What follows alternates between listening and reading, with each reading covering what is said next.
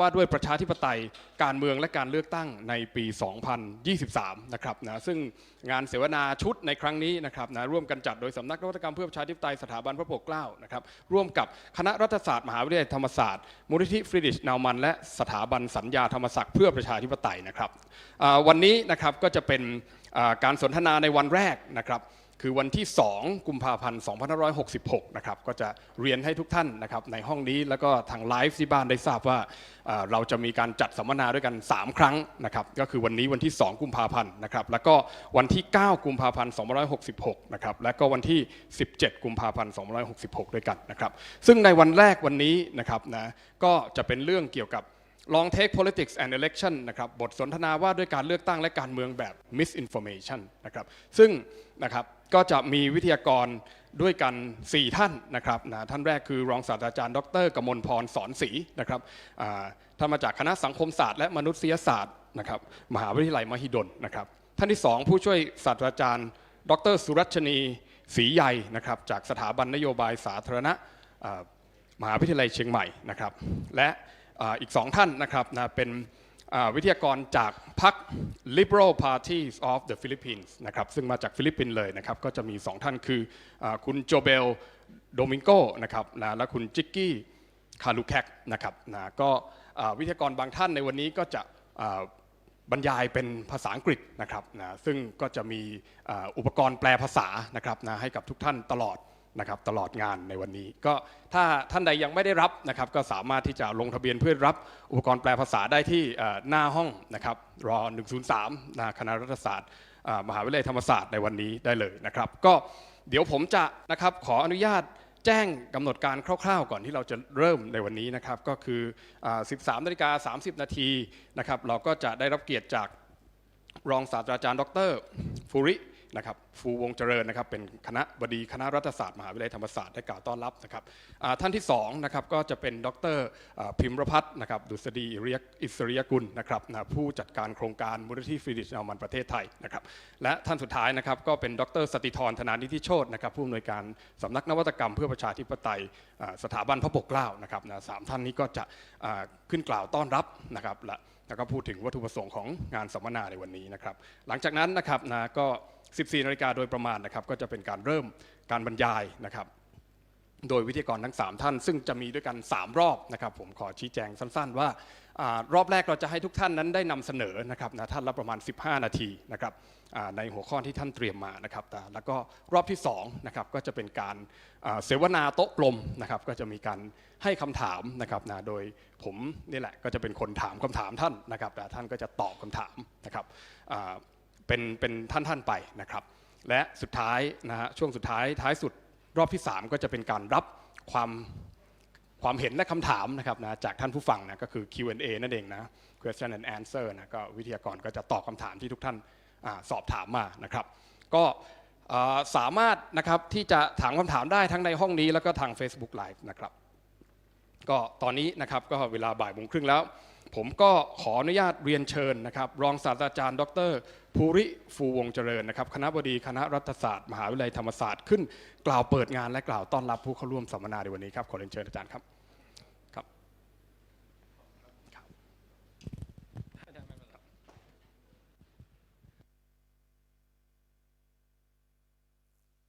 ก็สวัสดีทุกท่านนะครับสวัสดีท่านผู้มีครับผมใช้นั่นก็ได้ครับอาจจะเสถียรกว่าก็สวัสดีนะครับทุกท่านแขกผู้มีเกียรติทุกท่านนะครับแล้วก็น้องๆนักศึกษานะครับวันนี้ก็เป็นโอกาสที่ดีนะครับจริงๆคณะรัฐศาสตร์มหาวิทยาลัยธรรมศาสตร์นะครับก็เราก็มีภาคีร่วมในทางวิชาการเยอะนะครับอย่างวันนี้ก็เป็น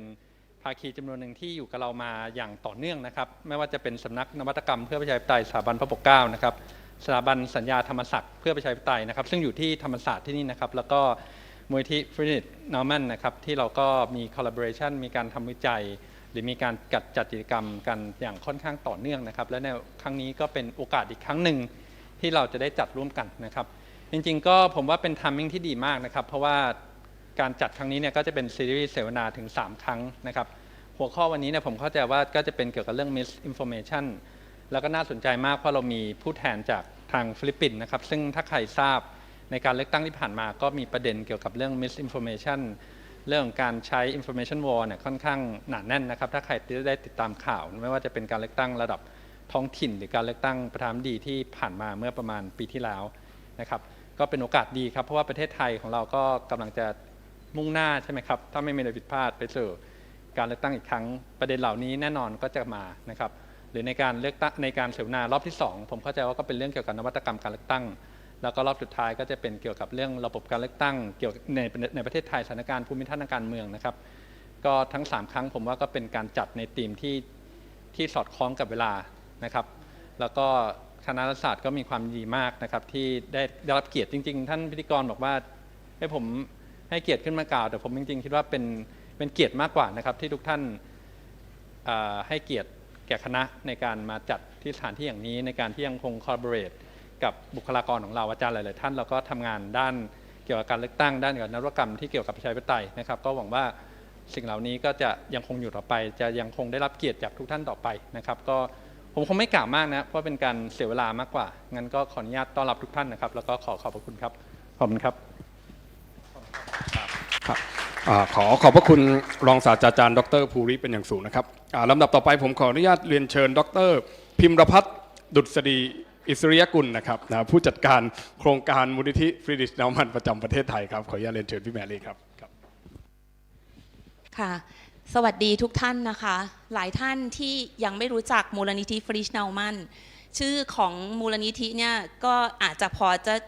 จะเดาได้ว่ามาจากเยอรมันนะคะก็เป็นมูลนิธิที่ส่งเสริมเรื่องประชาธิปไตยนะคะแล้วก็สังคมที่เปิดกว้างพอพูดถึงประชาธิปไตยกับสังคมที่เปิดกว้างอะคะมันก็มาเกี่ยวพันกับเรื่องอาจารย์ภูริได้พูดถึงเรื่องการเลือกตั้งที่กำลังจะมาถึงใช่ไหมคะก็คือเรื่องของประชาธิปไตยเนี่ยเรื่องของการเลือกตั้งอาจจะเป็นเขาเรียกว่าเป็น entry point นะคะเป็นจุดเริ่มต้นนะคะซึ่งเป็นจุดเริ่มต้นที่สำคัญมากแล้วเรื่องของการเลือกตั้งเนี่ยมันก็ไปเกี่ยวกับข้อมูลนะคะที่คนทุกคนที่จะไปเลือกเนี่ยจำเป็นที่จะต้องเข้าถึงนะคะแล้วก็ถ้าข้อมูลนั้นเนี่ยมันเป็นข้อมูลที่ถูกนะคะแล้วก็ที่เหมาะสมเนี่ยมันก็จะดีกับคนที่เลือกคราวนี้ถ้าเกิดว่ามันจะเกิดอะไรขึ้นในหลายๆปีที่ผ่านมาเราเห็นว่าเรื่องของการเลือกตั้งเนี่ยมันมีเรื่องข่าวลวงข่าวปลอมเยอะมากแล้วมันก็มีส่วนในการตัดสินใจของเราใช่ไหมคะที่จะเลือกใครเป็นผู้นำนะคะทางมูลนิธิเนี่ยมีโอกาสนะคะได้ทำงานกับภาคีนะคะที่อยู่ประเทศฟิลิปปินส์ก็คือพรรคลิเบอรัลนะคะของฟิลิปปินส์ก็ได้ไปเจอกันค่ะได้ไปเจอกันเมื่อปลายปีที่แล้วแต่ว่าจริงๆแล้วสายสัมพันธ์มันก็มีมายาวนานมากนะคะก็เขาคุยให้ฟังว่าจริงๆแล้วเนี่ยข้อมูลที่มันโอเวอร์ฟลูอยู่ในสังคมเนี่ยมันมีความสำคัญมากนะคะแล้วก็ฟิลิปปินส์เนี่ยมีบทเรียนนะคะที่เราจะได้เรียนว่าทำไมเขาถึงเฟลนะคะทำไมเขาถึงไม่ชนะในการเลือกตั้งก็เลยเป็นที่มานะคะของการที่เราได้มาร่วมมือกันนะคะกับพระปกเกล้านะคะแล้วก็กับทางรัฐศาสตร์ธรรมศาสตร์ในวันนี้ค่ะก็คิดว่าเราจะได้เรียนรู้นะคะจากทั้งคุณจิกกี้แล้วก็โจเบลนะคะในงานครั้งนี้ขอบคุณมากค่ะครับขอขอบคุณนะครับพี่แมรี่นะครับดร.พิมรพัฒน์เป็นอย่างสูงนะครับลำดับต่อไปครับผมขอเรียนเชิญดร.สติธรธนานิติโชติครับผู้อำนวยการสำนักนวัตกรรมเพื่อประชาธิปไตยครับเรียนเชิญครับขอบคุณนะครับแล้วก็สวัสดีนะครับท่านผู้เข้าร่วมสัมมนาทั้งที่อยู่ทางนี้และที่อยู่ทางไลฟ์นะครับก็ยินดีต้อนรับเข้าสู่การเลือกตั้งของประเทศไทยอย่างเป็นทางการนะครับ คือถึงแม้ว่าพระราชกฤษฎีกายุบสภายังไม่มีนะครับหรือพระราชกฤษฎีกาให้มีการเลือกตั้งถ้าอยู่ครบเทอมยังไม่เกิดนะครับแต่อย่างไรก็ตามนะครับเราได้ทราบกันดีแล้วนะครับสัปดาห์ที่ผ่านมาเนี่ยฟ้าดินเป็นใจแล้วนะครับพระราชบัญญัติประกอบรัฐธรรมนูญว่าด้วยการเลือกตั้งและพรรคการเมืองนะครับคนละฉบับกันนะครับอันนึงเลือกตั้งสสอันนึงพรรคการเมืองนะครับฉบับแก้ไขเพิ่มเติมประกาศใช้แล้วนะครับอย่างเป็นทางการนะครับคณะกรรมการการเลือกตั้งหรือกกต.เป็นที่รักของเรานะครับเริ่มทำงานแล้วนะครับแบ่งเขตเลือกตั้งกันอยู่นะครับเป็นนิมิตหมายที่ดีมากแล้วก็เป็นโชคดีของพวกเรานะครับคือกิจกรรมวันนี้เราคิดกันมาล่วงหน้าหลายเดือนแล้วครับแต่ว่ามาเปิดงานสัมมนาครั้งแรกเนี่ยในช่วงนี้พอดีเลย นะครับเสมือนว่าเรามียันอย่างรู้นะครับว่ามันจะเกิดสิ่งนี้ขึ้นในประเทศไทยนะครับก็เป็นโอกาสดีครับเราต่อเนื่องเลย3 สัปดาห์ใช่ไหมครับวันนี้คุยกันด้วยเรื่องข้อมูลนะครับสำคัญมากอย่างที่พี่แมรี่พูดถึงไปเมื่อสักครู่นะครับสงครามข่าวสารเนี่ยมันจะสำคัญกับการเมืองการเลือกตั้งมากขึ้นเรื่อยๆนะครับเราได้เห็นตัวอย่างแล้วในการเลือกตั้งครั้งที่แล้วปี62เราได้เห็นตัวอย่างแล้วในการเลือกตั้งท้องถิ่นที่ผ่านมาของประเทศไทยนะครับและผมก็เชื่อโดยการส่วนตัวนะครับว่าการเลือกตั้งที่จะมีถึงในปี66เนี่ยนะครับเรื่องข้อมูลข่าวสารก็จะเป็นสงครามใหญ่อีกอันนึงนะครับที่เราต้องเผชิญร่วมกันนะครับแล้วก็สัปดาห์ต่อๆไปก็จะเป็นเรื่องเทคโนโลยีอันนี้ก็สอดคล้องกันกับเรื่องข้อมูลข่าวสารนี่แหละเพราะว่าเครื่องไม้อันหนึ่งที่มันทำให้ข้อมูลข่าวสารเนี่ยมันแพร่กระจายได้รวดเร็วก็คือเทคโนโลยีนะครับและสุดท้ายเดี๋ยวเรามาจับตากันดูว่าสถานการณ์การเมืองจะเป็นอย่างไรนะครับอย่างไรก็ตามนะครับจนถึงการสัมมนาครั้งที่3ของงานนี้นะครับผมก็เชื่อว่าวันเลือกตั้งก็ยังไม่ถูกกำหนดหรอกครับ เพราะฉะนั้นอันนี้เป็นแค่น้ำจิ้มนะครับต้องบอกอย่างนี้นะอันนี้เป็นแค่น้ำจิ้มของการเริ่มต้นที่เรารอคอยการเลือกตั้ง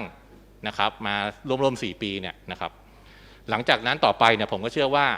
บรรดาภาคีพันธมิตรต่างๆนะครับประกอบไปด้วยคณะรัฐศาสตร์จุฬานะครับขออนุญาตผูกมัดไว้เลยนะขอโทษครับคณะรัฐศาสตร์ธรรมศาสตร์ครับขออนุญาตผูกมัดไว้เลยนะครับสถาบันสัญญาธรรมศักดิ์เพื่อประชาธิปไตยนะครับมูลนิธิฟรีดิชโนมันนะครับประเทศไทยนะครับและนานาประเทศด้วยนะครับขออนุญาตเชิญชวนไว้ทุกสาขาทั่วโลกเลยนะครับแล้วก็สถาบันพระปกเกล้าครับเราคงจะมีกิจกรรมดีๆต่อเนื่องกันไปนะครับจนกว่าเราจะทราบผลการเลือกตั้งและรัฐบาลชุดต่อไปครับก็ขอเรียนเชิญทุกท่านให้ดื่มด่ำกับความสนุกในเบื้องต้นณบัดนี้นะครับขอบคุณครับครับก็ขอบคุณดร.สติธรเป็นอย่างสูงนะครับนะก็นะครับลำดับต่อไปนะครับนะก็เราก็จะเข้าสู่การสนทนาแล้วนะครับนะเนื่องจากเราได้ใช้เวลากันอย่างคุ้มค่ามากนะครับนะ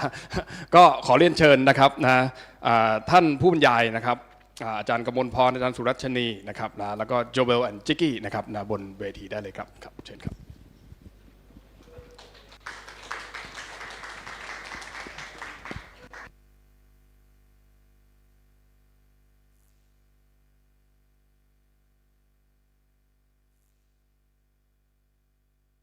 ทดสอบนะครับ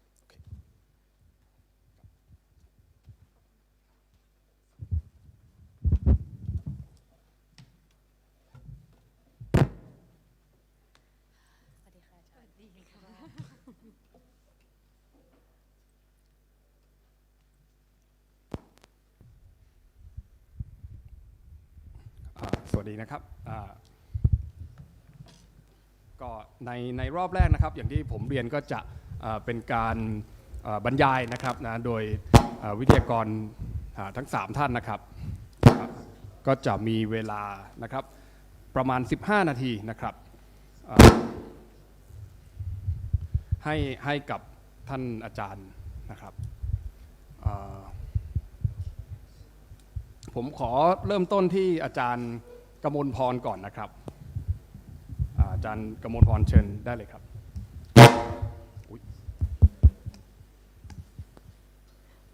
โอเคค่ะก็ขอสวัสดีท่านผู้ที่อยู่ในห้องวันนี้แล้วก็ผู้ที่รับชมอยู่ทางบ้านด้วยนะคะก็ค่ะจริงๆประเด็นวันนี้ก็ค่อนข้างน่าสนใจนะคะแล้วก็เราก็จะพบประเด็นการนำเสนอข่าวการเมืองเนาะหรือว่าประเด็นการพูดถึงมิติทางด้านการเมืองได้ค่ะไม่แน่ใจว่ายังดังอยู่ไหมค่ะนะคะก็จริงๆประเด็นทางด้านการเมืองหรือการสื่อสารทางการเมืองอะค่ะในทุกวันนี้ก็ค่อนข้างเป็นที่สนใจของสาธารณชนเป็นอย่างมากนะคะแล้วก็จริงๆประชาชนไทยทุกวันนี้ค่ะก็มีการรับรู้ข้อมูลข่าวสารผ่านทั้งสื่อเก่าสื่อใหม่นะคะเพื่อเป็นส่วนหนึ่งในการตัดสินใจทางการเมืองนะคะรวมไปถึงการเข้าไปมีส่วนร่วมทางการเมืองนะคะแต่ใดๆก็ตามเนี่ยพอเมื่อเราพูดถึง การนำเสนอข้อมูลข่าวสารที่เกี่ยวกับประเด็นทางการเมืองเนี่ยหลายๆครั้งเราก็จะพบข้อมูลที่เป็นข่าวลวงข่าวปลอมหรือแม้แต่การให้ข้อมูลที่บิดเบือนนะคะเพราะฉะนั้นจริงๆประเด็นพวกเนี้ยค่ะไม่ได้เป็นประเด็นใหม่ในสังคมไทยเป็นประเด็นที่มีมานานพอสมควรนะคะเพียงแต่ว่าอาจจะไม่ได้รับความใส่ใจหรือสนใจมากนักนะคะซึ่งต้องหันกลับมาดูก่อนว่ากลุ่มคนที่เป็นคนสื่อสารสิ่งเหล่านี้ค่ะหนีไม่พ้นสื่อมวลชนนะคะซึ่งสื่อมวลชนเนี่ยเป็นกลไกหลักเลยนะคะแล้วเป็นกลุ่มหลักที่มีบทบาทในการชี้นำทางการเมืองนะคะโดยเฉพาะสื่อมวลชนเองเนี่ยจะทำหน้าที่เป็นตัวกลางในการสื่อสารข้อมูลและบางทีก็เป็นคนให้ทัศนะหรือสรุปรวมความคิดเห็นของกลุ่มต่างๆนะคะเพราะฉะนั้นเนี่ยการทำหน้าที่ของสื่อมวลชนเนี่ยเป็นสิ่งสำคัญนะคะแล้วก็ในปัจจุบันเนี่ยเราก็พบว่าการสื่อสารทางการเมืองของประเทศไทยเนี่ยค่อนข้างมีปัญหาเยอะพอสมควรเลยไม่ว่าจะเป็นเรื่องของการครอบงำสื่อการสื่อสารทางการเมืองที่อาจจะละเลยเรื่องของจริยธรรมไปนะคะแล้วก็รวมไปถึงการขาดบุคลากรด้านสื่อที่มีคุณภาพที่อาจจะแบบละเลยเรื่องของจริยธรรมในการนำเสนอข่าวนะคะเพราะฉะนั้นหลายๆครั้งเนี่ยเราจะเจอประเด็นเรื่องของการใช้คำพูดที่เอ็นเอียงการใช้คำพูดที่สร้างความเกลียดชังนะคะซึ่งตัวสื่อมวลชนเองอะค่ะก็อาจจะละเลยการตรวจสอบข้อเท็จจริงนะคะของการให้ข้อมูลข่าวสารทำให้เกิดข่าวลวงข่าวปลอมเยอะแยะแล้วมันก็จะส่งผลต่อความเข้าใจผิดในสังคมแล้วก็ส่งผลต่อความขัดแย้งนะคะแล้วก็อีกประเด็นหนึ่งในปัจจุบันนะคะมันมีการใช้เทคโนโลยีสมัยใหม่นะคะที่จะเข้ามาช่วยในการสื่อสารทางการเมืองเยอะนะคะแล้วก็รวมไปถึงการเข้าสู่ยุคของ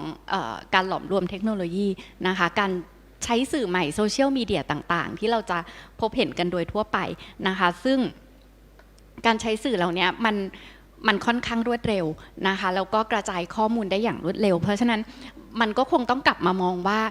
คนที่เผยแพร่ข้อมูลข่าวสารนะคะมันมีประเด็นอะไรที่ต้องตระหนักแล้วก็ให้ความสนใจบ้างนะคะเพราะฉะนั้นวันนี้ก็อยากจะนำเสนอประเด็นเรื่องของจริยธรรมและแนวปฏิบัติในการนำเสนอข่าวการเมืองนะคะซึ่งต้องออกตัวก่อนว่าสำหรับประเด็นเรื่องนี้ค่ะเป็นส่วนหนึ่งนะคะของโครงการเสริมสร้างศักยภาพและส่งเสริมจริยธรรมในการนำเสนอข่าวการเมืองนะคะซึ่งหัวหน้าทีมก็คือรองศาสตราจารย์ดร.อัฏฐศิษฐ์พานแก้วนะคะซึ่งตัวเองก็ได้มีโอกาสเข้าไปช่วยในการทำเรื่องนี้ด้วยเหมือนกันนะคะเพราะฉะนั้นสิ่งแรกที่เราลงไปดูนะคะจากงานวิจัยชิ้นนี้เราก็ลงไปดูว่าปัญหาที่เกิดขึ้นเนี่ยมันมีอะไรนะคะสำหรับการนำเสนอข่าวการเมืองที่ผ่านมานะคะเราก็พบว่าจริงๆแล้วในช่วงเวลาที่ผ่านมาเนี่ยการนำเสนอข่าวการเมืองมีทั้งสื่อเก่าและสื่อใหม่มีหลากหลายช่องทางมากขึ้นแล้วก็บางทีเนี่ยสื่อเก่าเนี่ยก็ได้นำข้อมูลจากสื่อใหม่เนี่ยเข้าไปนำเสนอด้วยเหมือนกันแล้วก็บางทีก็อาจจะขาดการคัดกรองข้อมูลขาดการตรวจสอบข้อมูลที่ชัดเจนนะคะแล้วนอกจากนั้นที่ผ่านมาเราอาจจะเห็นสื่อโทรทัศน์ดาวเทียมเคเบิลทีวีต่างๆอะค่ะที่ในบางช่องรายการก็จะมีการสะท้อนให้เห็นว่าเป็นส่วนหนึ่งของขั้วการเมืองใดๆก็ตามนะคะแล้วก็อาจจะมีการให้ข้อมูลข้างเดียวนะคะเพราะฉะนั้นประชาชนก็อาจจะมีการรับรู้ข้อมูลข้างเดียวนะคะปรากฏการณ์ของสื่อใหม่ที่เกิดขึ้นไม่ว่าจะเป็นFacebook Twitter TikTok อะไรพวกเนี้ยค่ะเราก็จะเห็นมันมีประเด็นทางการเมืองค่อนข้างที่จะเยอะแล้วประเด็นเหล่านี้ถ้ามันไม่ได้มีการคัดกรองที่ถูกต้องอะค่ะคนหลงเชื่อได้ง่ายมากเลยนะคะคนก็จะเชื่อได้ง่ายแล้วก็การผลิตเนื้อหาต่างๆลองสังเกตดูว่าถ้าผ่านทาง TikTok อะไรพวกเนี้ยโอ้โหมันบางคนเขาผลิตเนื้อหาที่แบบหลากหลายแล้วน่าสนใจนะคะซึ่งเมื่อย้อนกลับมาดูพฤติกรรมผู้บริโภคเองเนี่ยเราจะพบว่าผู้บริโภคในประเทศไทยปัจจุบันเนี่ยเน้นการบริโภคสื่อใหม่นะคะค่อนข้างที่จะเยอะแล้วก็อยู่บนโลกออนไลน์เนี่ยใช้เวลาอยู่บนโลกออนไลน์เนี่ยนะคะมากกว่า9ชั่วโมงนะคะแล้วก็ใช้เวลากับโซเชียลมีเดียเองเนี่ย3 ชั่วโมงกว่าต่อวันแล้วก็ใช้เวลาในการดูออนไลน์สตรีมมิ่งเนี่ยนะคะก็เกือบ4 ชั่วโมงเลยต่อวันนะคะเพราะฉะนั้นสังเกตได้ว่าก็ในเมื่อผู้บริโภคเนี่ยสนใจสื่อออนไลน์ค่อนข้างเยอะนะคะแล้วตัวคนให้ข่าวเองเขาก็ต้องจับกลุ่มสื่อออนไลน์อยู่แล้วเพราะจริงๆต้นทุนเนี่ย ในการเข้าถึงอินเทอร์เน็ตเนี่ยค่อนข้างต่ำกว่าสื่อเก่ามากมายนะคะแล้วก็การให้ข่าวการเข้าถึงเนี่ยรวดเร็วอย่างมากเพราะฉะนั้นเนี่ยเราก็เลยพบว่าในการนำเสนอผ่านสื่อใหม่ทั้งหลายเนี่ยนะคะประเด็นที่มันเกิดขึ้นก็คือขาดการตรวจสอบข้อมูลที่ถูกต้องก่อนนำเสนอนะคะบางทีการนำเสนอไปแชร์ไปก็ไม่ได้คำนึงถึงความถูกต้องเพราะว่าเน้นความรวดเร็วเป็นหลักนะคะมีความค้นหาข้อมูลอย่างไม่รอบด้านนะคะคือบางทีหาข้อมูลด้านเดียวให้ข้อมูลด้านเดียวไม่ได้ไปมองข้อมูลของฝั่งอื่นๆแล้วก็ในบางครั้งเนี่ยการนำเสนอก็มีเป้าหมายทางการเมืองเป็นหลักภาษาข้อมูลที่ใช้ต่างๆก็จะมีความเอ็นเอียงไปทางด้านใดด้านหนึ่งนะคะแล้วก็หลีกเลี่ยงการตรวจสอบข้อมูลที่เป็นฝ่ายของตนเองในการ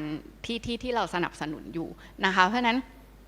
กลับมาดูในมุมของโซเชียลมีเดียสักนิดหนึ่งอันนี้ก็มาจากโครงการวิจัยที่ไปช่วยท่านอาจารย์อัธสิทธิ์อีกเช่นกันค่ะก็เป็นโครงการประเมินคุณภาพเนื้อหารายการที่มีการใช้สื่อโซเชียลมีเดียนะคะอย่างที่บอกไปแล้วว่าสื่อโซเชียลมีเดียเนี่ยเยอะมากเลยที่ใช้นะคะ Line Facebook Instagram YouTube Twitter อะไรต่างๆนะคะงานชิ้นเนี้ยเป็นงานที่สื่อเก่าเนี่ยนำข้อมูลจากโซเชียลมีเดียเนี่ยมานำเสนอในรายการโทรทัศน์นะคะเพราะฉะนั้นถามว่าเวลาเขาดึงมานำเสนอเนี่ยเขาดึงอะไรออกมานะคะเขาดึงคลิปเสียงเขาดึงรูปภาพเขาดึงคลิปวิดีโอข้อความต่างๆเนี่ยเขาดึงมานำเสนอ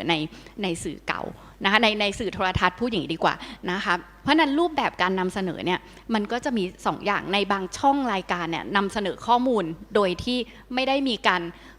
ต่อยอดประเด็นใดๆเลยคือหยิบมาปุ๊บนำเสนอไปเลยแต่ในหลายๆช่องรายการอะค่ะก็มีการหยิบออกมาแล้วก็ไปค้นหาข้อมูลต่อลงไปเซอร์เวย์ต่อลงไปเก็บข้อมูลภาคสนามต่อนะคะเพื่อให้ข้อมูลเนี่ยมันมีความน่าเชื่อถือมากขึ้นนะคะเพราะฉะนั้นเราก็ลองไปสำรวจประชาชนที่อยู่ในทุกภูมิภาคเลยนะคะสิ่งที่เราพบก็คือช่องรายการต่างๆอะค่ะเวลาเขาดึงข้อมูลจากโซเชียลมีเดียเนี่ย Facebook เป็นหลักเลยค่ะที่เขาดึงมา YouTube เป็นอันดับ2นะคะแล้วก็ช่องที่นำเสนอมากที่สุดไทยรัฐทีวีช่อง7แล้วก็อมรินทร์นะคะอันนี้จากมุมมองของประชาชนนะคะรายการข่าวนะคะเป็นรายการที่นำเสนอข้อมูลจากโซเชียลมีเดียมากที่สุดนะคะโดยเฉพาะข่าวสังคมและข่าวการเมืองนะคะ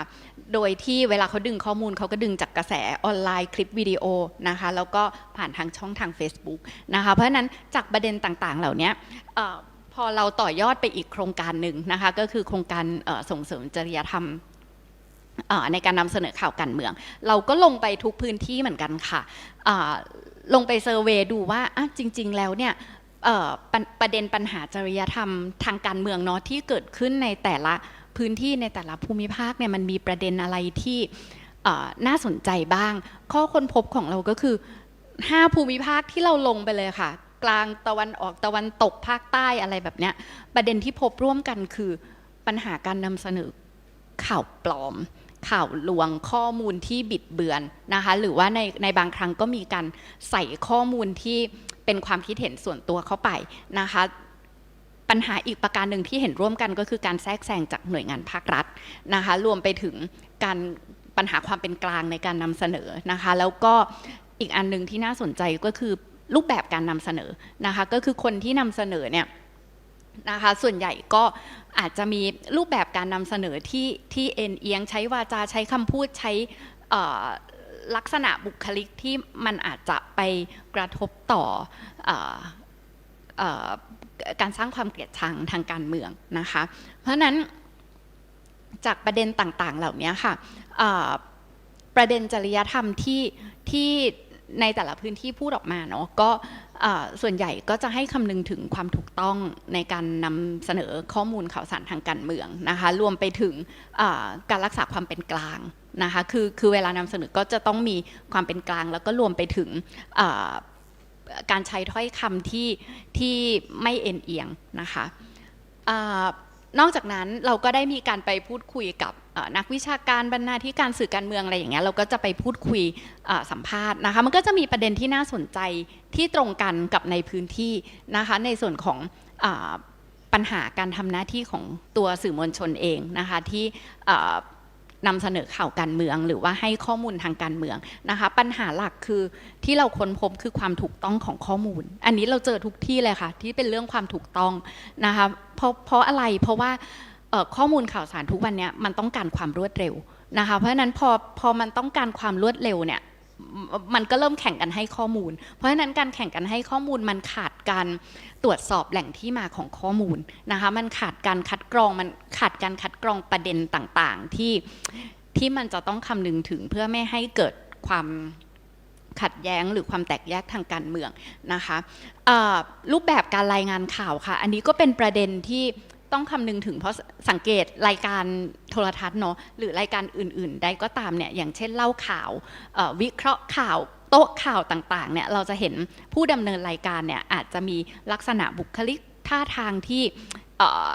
บางทีพูดการเมืองไปก็อาจจะมันแล้วก็ลืมไปว่ามันมีการใส่อะไรนะทัศนคติการใส่ความคิดเห็นของตัวเองลงไปคือบางทีในใจเราอาจจะอยู่ข้างหนึ่งเราก็ลืมตัวเราก็ใส่ลงไปนะคะเพราะฉะนั้นประเด็นเหล่านี้มันอาจจะสร้างความรู้สึกให้กับสาธารณะได้นะคะการใช้ภาพกราฟิกบางทีช่องรายการก็ลืมบางทีไปดึงมาจาก Facebook ไปดึงมาจากสื่อออนไลน์อะค่ะบางทีก็ลืมคิดไปว่าไอ้ภาพกราฟิกต่างๆมันอาจจะไปสะเทือนความรู้สึกของสาธารณะก็ได้นะคะรวมถึงบางทีเราจะเห็นพวกรายการเล่าข่าวโต๊ะข่าวอะไรแบบเนี้ยที่อาจจะมีการหยิบประเด็นจากหนังสือพิมพ์แล้วพาดหัวสั้นๆนะคะทำให้อาจจะเกิดความเข้าใจผิดทางการเมืองได้เช่นกันนะคะเพราะฉะนั้นเนี่ยทิศทางในการนำเสนอข่าวการเมืองในอนาคตที่ผู้ทรงคุณวุฒิทั้งหลายได้พูดคุยตอนที่เราไปสัมภาษณ์นะคะก็จะแบ่งเป็นสื่อเก่ากับสื่อใหม่นะคะในส่วนของสื่อเก่าเนี่ยจริงๆจริยธรรมในการนำเสนออะไรพวกเนี้ยมันพอจะมีอยู่บ้างจริยธรรมของสื่อมวลชนนะคะแต่เขาก็อยากให้เน้นย้ำในเรื่องของความถูกต้องของข้อมูลนะคะความเป็นกลางความครบถ้วนรอบด้านในการนำเสนอข่าวแต่พอเรามามองถึงสื่อใหม่นะคะหรือสื่อโซเชียลมีเดียต่างๆอะค่ะมันอาจจะยังมีไม่ชัดในเรื่องของข้อกำหนดหรือแนวนโยบายต่างๆนะคะเพราะฉะนั้นเนี่ยถ้าเป็นไปได้ก็อาจจะมีการกำหนดเป็นมาตรฐานหรือแนวทางในการกำกับดูแลข้อมูลข่าวสารที่อยู่ทางสื่อใหม่มากขึ้นนะคะและเมื่อเราลงไปถามถึงความเป็นกลางเนาะความหมายของความเป็นกลางของสื่อเนี่ยผู้ทรงก็ได้ให้มา3ความหมายที่ค่อนข้างน่าสนใจค่ะว่าเขามองความเป็นกลางยังไงนะคะเขามองความเป็นกลางด้วยการรายงานข่าวที่ปราศจากอคตินะคะการรายงานข่าวที่มีความถูกต้องนะคะแล้วก็มีข้อเท็จจริงอย่างครบถ้วนแล้วก็รวมไปถึงการมีอิสระจากการครอบงำทั้งหลายทั้งปวงนะคะแต่ใดๆก็ตามใน3ความหมายเนี้ยนะคะประเด็นที่น่าสนใจคือรูปแบบการรายงานข่าวที่ควรต้องระมัดระวังเนี่ยนะคะส่วนใหญ่มันก็จะเป็นการรายงานข่าวของผู้สื่อข่าวภาคสนามนะคะการรายงานข่าวจากรายการเล่าข่าวโต๊ะข่าวแล้วก็รวมไปถึงวิเคราะห์ข่าวเพราะว่าทั้ง3ประเภทรายการเหล่านี้ค่ะบางทีใส่ความคิดเห็นส่วนตัวไปจนลืมถึงความเป็นกลางของสื่อนะคะนอกจากนั้นเมื่อพูดถึงการกำหนดแนวนโยบายนะคะก็พบว่าจริงๆมี3ก้อนหลักๆที่สำคัญนะคะก้อนแรกก็คือหน่วยงานที่ทำหน้าที่ในการกำกับสื่อนะคะหลักๆที่เราเห็นกันก็คือกสทช.นะคะเพราะฉะนั้นก็น่าจะต้องมีแนวนโยบายมาตรการในการกำกับที่ชัดเจนแล้วก็บังคับใช้อย่างชัดเจนนะคะองค์กรสื่อที่รวมตัวกันเพื่อกำกับสื่อค่ะองค์กรเหล่านี้ก็อาจจะมีแนวปฏิบัติที่ชัดเจนเช่นกันรวมไปถึงองค์กรที่ทำหน้าที่เป็นสื่อเนี่ยนะคะก็อาจจะต้องมีแนวนโยบายทั้งสื่อใหม่และสื่อเก่าให้ชัดนะคะสำหรับการคัดเลือกประเด็นที่จะมานำเสนอประเด็นตรงนี้ค่อนข้างสำคัญนะคะซึ่งจากที่เราไปพูดคุยมานะคะเขาก็บอกว่าประเด็นในการนำเสนอข่าวการเมืองที่ต้องพึงระวังเนี่ยนะคะต้องเป็นข้อมูลข่าวสารที่เป็นประโยชน์กับสาธารณะนะคะเป็นข้อมูลที่ถูกต้องครบถ้วนรอบด้านแล้วก็ควรให้ความสำคัญกับการกำหนดสัดส่วนของข้อมูลข่าวสารนะคะนอกจากนั้นเราก็ยังได้มีการลงไปเซอร์เวย์เรื่องของจริยธรรมในการนำเสนอข่าวการเมืองของประเทศต่างๆนะคะอันนี้ลองเอามาให้ดูว่าอย่างของอเมริกาอังกฤษแล้วก็ออสเตรเลียเนี่ยเขาก็จะมีองค์กรที่ทำหน้าที่ในการกำกับอยู่แล้วก็องค์กร ทั้งหลายเหล่านี้นะคะก็จะมีพาร์ทหนึ่งเนาะที่ให้ความสำคัญกับประเด็นทางด้านการเมืองนะคะไม่ว่าจะเป็นออฟคอมเนี่ยก็จะมีหัวข้อที่เกี่ยวกับเรื่องการเมืองโดยตรงนะคะหรือว่า ACMC เนี่ยก็จะมีเรื่องของเกี่ยวกับการเมืองโดยตรงเช่นกันนะคะซึ่งจากข้อมูลทั้งหมดที่เราพูดมานะคะมันก็ทำให้ทางทีมเนี่ยสังเคราะห์ออกมาเป็นตัวนี้ค่ะก็คือคู่มือมาตรฐานจริยธรรมและแนวปฏิบัติในการนำเสนอข่าวการเมืองถามว่าไปหาอ่านได้จากที่ไหนน่าจะต้องไปดาวน์โหลดจากอะไรนะของสำนักงานกสทชนะคะขอเล่าสั้นๆอีกนิดเดียวนะคะในคู่มือเนี่ยเราแบ่งเป็น3ประเด็นซึ่งก็อาจจะแตกต่างจากคู่มืออื่นๆนะคะเพราะว่าคู่มือตัวนี้เรามองเรื่องของจริยธรรมในการนำเสนอข่าวการเมืองเรามองเรื่องของจริยธรรมในการคัดกรองประเด็นข่าวและเนื้อหาของข่าวการเมืองแล้วก็รวมไปถึงบทบาทและหน้าที่ของผู้ดำเนินรายการนะคะซึ่งทั้งหมดเนี้ยเราก็จะมีในแต่ละมิติแต่ว่าสิ่งที่น่าสนใจก็คือบทบาทของผู้ที่ทำหน้าที่เป็นผู้ดำเนินรายการนะคะก็คือ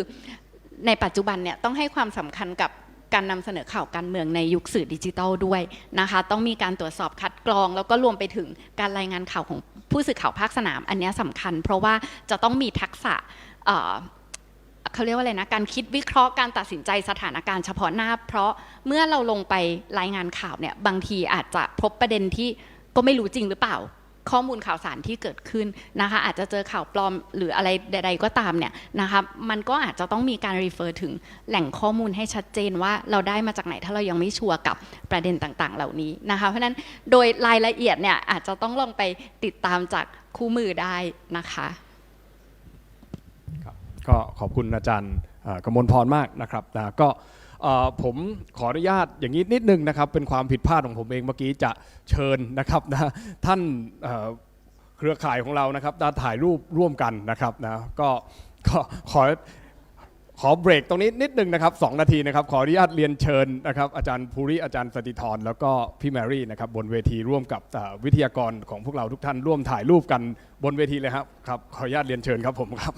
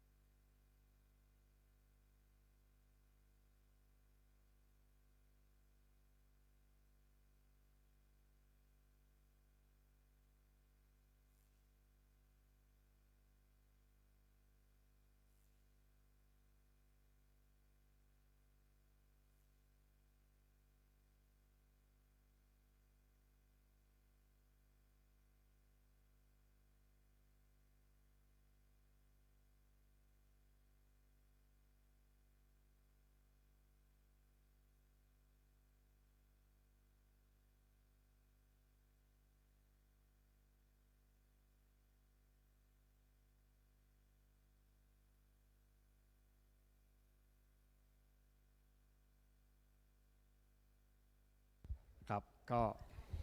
ขอบพระคุณทุกท่านอีกครั้งหนึ่งนะครับก็ขออภัยด้วยครับนะครับ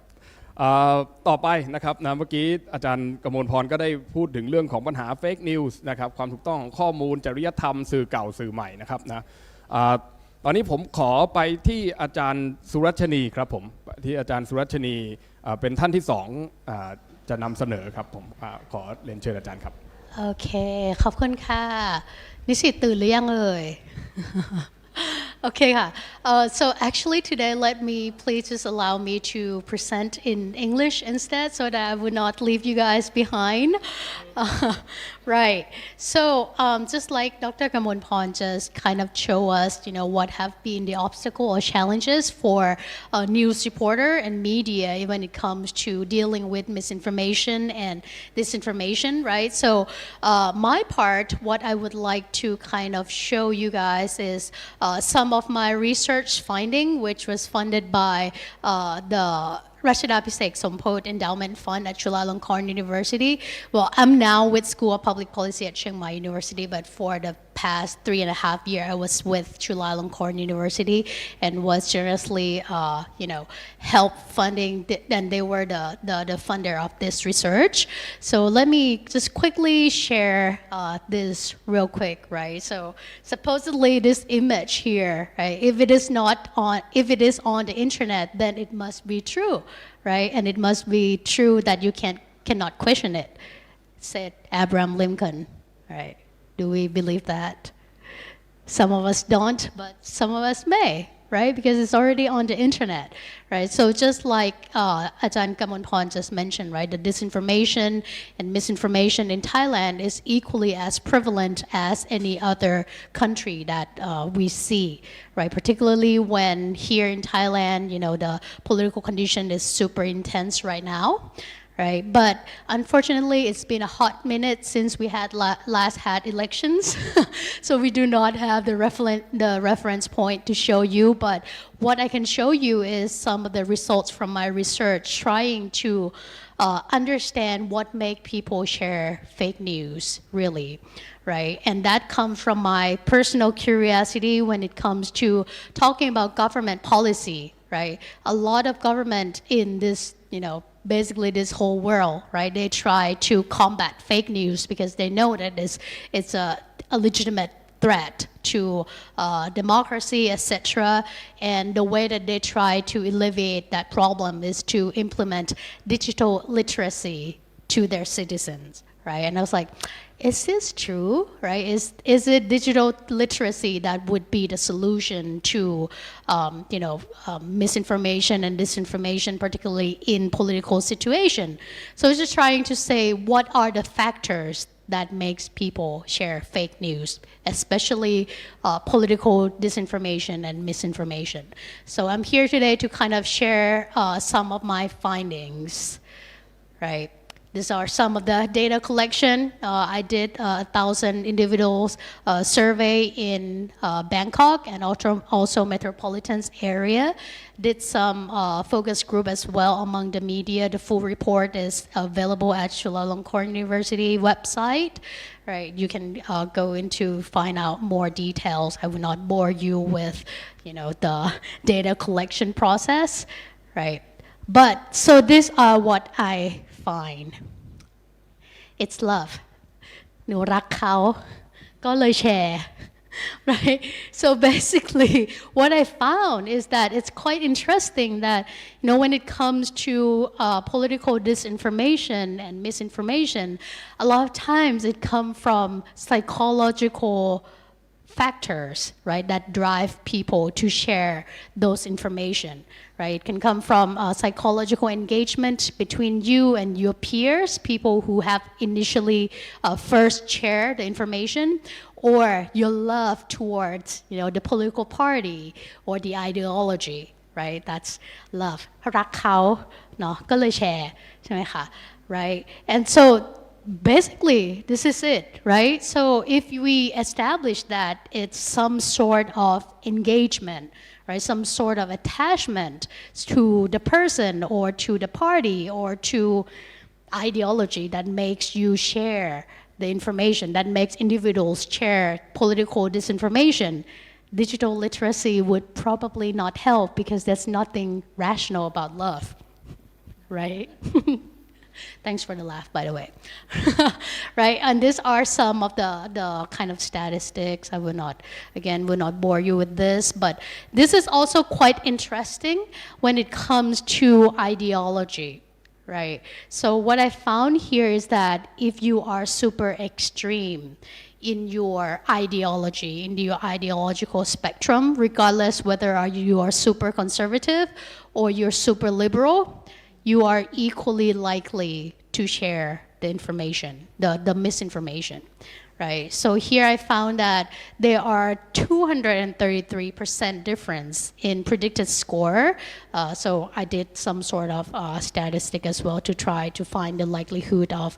individuals sharing information, right? So 230% difference in people who are super conservative, right, compared to the super progressive, right? So the entirely opposite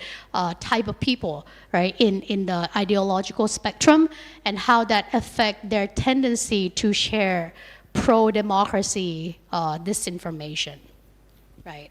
And when it comes to pro-government type of disinformation, the difference is kind of narrowed down a little bit. It's about 150% differences. But the point is that if you are way too extreme in your ideological alignment, you are very susceptible to disinformation and misinformation because it's love. Right, kind of disaggregate the love, the concept of love a little bit, right? When it comes to psychological engagement, right? And this refers to your engagement or your ties with like family and peers. So for example, if the person that initially shared information is a part of your family, right? They're your family members, right? If you're, your uncle and your auntie, right? Or if they are your boyfriend or whatever, right? And also other political influencers, right? So people that you think know much about politics and they choose to share that information, then if you can find that type of psychological ties towards the people who have initially shared information, then you're also susceptible to continue to share the disinformation and misinformation as well, right? So quite a large margin when it comes to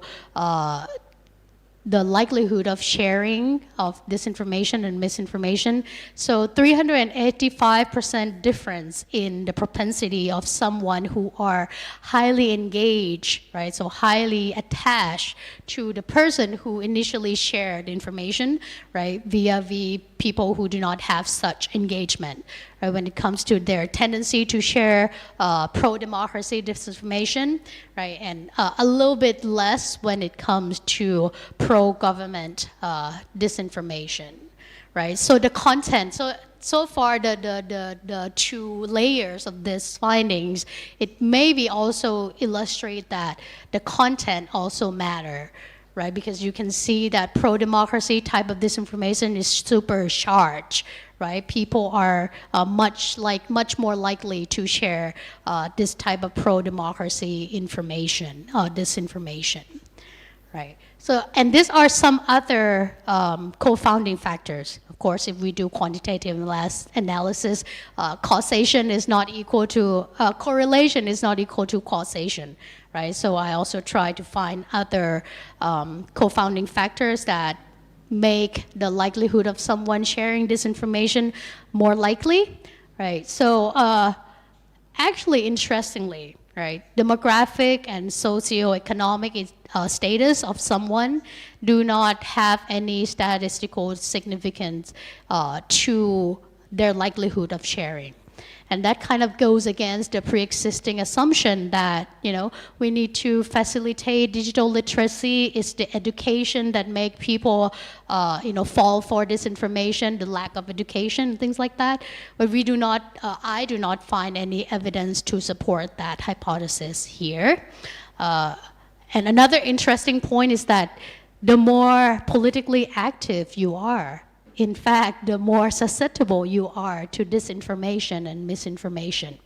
This is quite interesting because you would think that for someone who consume a lot of political information and super engaged in the issue, they would know more, right? They would know better than falling into the trap of disinformation and misinformation. But in fact, no, they're even worse than people who are not politically engaged, right? And the last point, and I think that this will kind of ties well into the rest of my observation as well, is that social media. Social media is the worst thing when it comes to spreading misinformation and disinformation. So people who reportedly prefer to consume the news or political information from social media are one of the most susceptible people to political disinformation and misinformation, And so, can social media realistically affect elections? Right? Like I said, Thailand, unfortunately, it's been a hot minute since we have elections, right? So we do not really have a reference point for you, but I can tell you from the literature, right? A lot of studies have found that sentiments that goes on online, right, can closely predict the winner of the elections. Right? If you look at Twitter, try to do content analysis, most likely, at least for the Western world, right, those are pretty predictive of the winner of the elections, right? Thanks for the thumbs up, right? And the survey also found, on the other hand, though, that was the beginning of the evolution of social media. People were super hopeful about the potential of social media as liberating technology. Right, I quote Larry Diamond,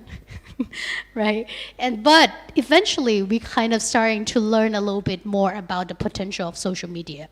right? And so recently a lot of surveys actually have found a declining trend on media trust globally, right? And people turn to social media for alternative news source. Right, and particularly people from Gen Z onward, right? But when you kind of look at that trend a little further, though, those people from Gen Z actually do realize that social media may not be the best way that they can consume news or information. They do realize that, right? But for them, they do not. They still see that this is so far relatively the best. News source, right? The most reliable news source if they were to compare to traditional media, which sometimes being controlled by government, right, or state-sponsored type of media, right? But this is kind of a rough debate in the literature whether social media can truly affect election results, right? This is, for me, in my opinion, is something that in the long run, whenever Thailand will have election, this is something that we need to watch out for, right? The social media and electoral integrity. Because these two examples will illustrate the brand new mechanism for voting manipulation that never really happened before the social media. Right. So to the left here, our Filipino counterpart knows him well, right? Marcos Jr. I will not go into detail about what he did really, but what's interesting is his political campaign or his electoral campaign on TikTok, right? So he portrayed himself as a really cool uncle, right? And you probably can confirm that, right? That he portrayed himself as this really cool uncle who plays with dog all day, make coffee and cooks and all that. So nothing much about politics really when it comes to how he campaigned on TikTok. Right, but this is why I said this is a new mechanism, because TikTok and other social media allow someone with past history to rebrand himself, right? Exploiting from the lack of shared experience of the new generation, because of a lot of the younger people do not recollect, the history of the Marcos family's atrocity, right, or the things that they did to the Philippines, right? They do not recall that. All they see is, oh, this cool uncle can cook and play with dogs all day. He can be a really cool president too, maybe, right? Something like that. So that's a pretty good and interesting narrative manipulation that we do not see before the social media or the TikTok come into existence, right? And on the right hand, that's favorite Bangkok governor, Mr. Chachat, right? And this is quite interesting because I never really thought about, what leads to his landslide victory in Thailand before. I was just okay, but he's real popular, so all the Bangkokians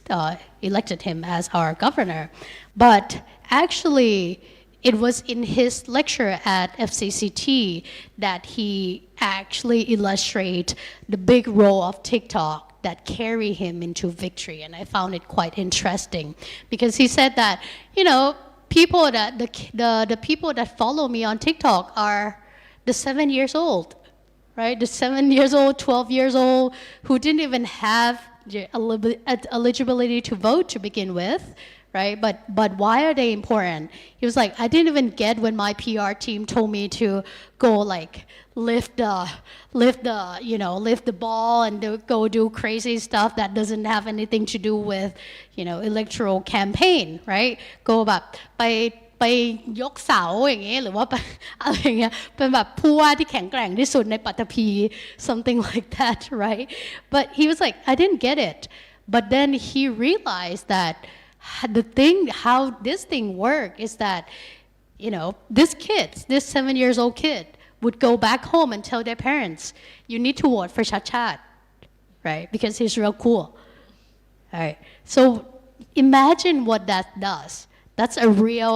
a brand new political manipulation mechanism that we've never really seen before. The existence of social media, right? How a 7-year-old can influence the vote result through their parents, right? That's actually quite interesting, right? But to disclose, I do not say that these are misinformation, and disinformation campaign, right? Well-articulated campaign nonetheless, but it's a new mechanism. These are some new mechanisms that we, at least for Thai people, should look out for when it comes to election season. Okay, just to wrap up, like I said, when it comes to political disinformation and misinformation, love wins all the time, right? รักเขาก็เลยเลือกเขาใช่ไหม So how do we alleviate that issue, right? What are the solution to that? Definitely not media literacy, because there's nothing rational about loving someone or some political party, right?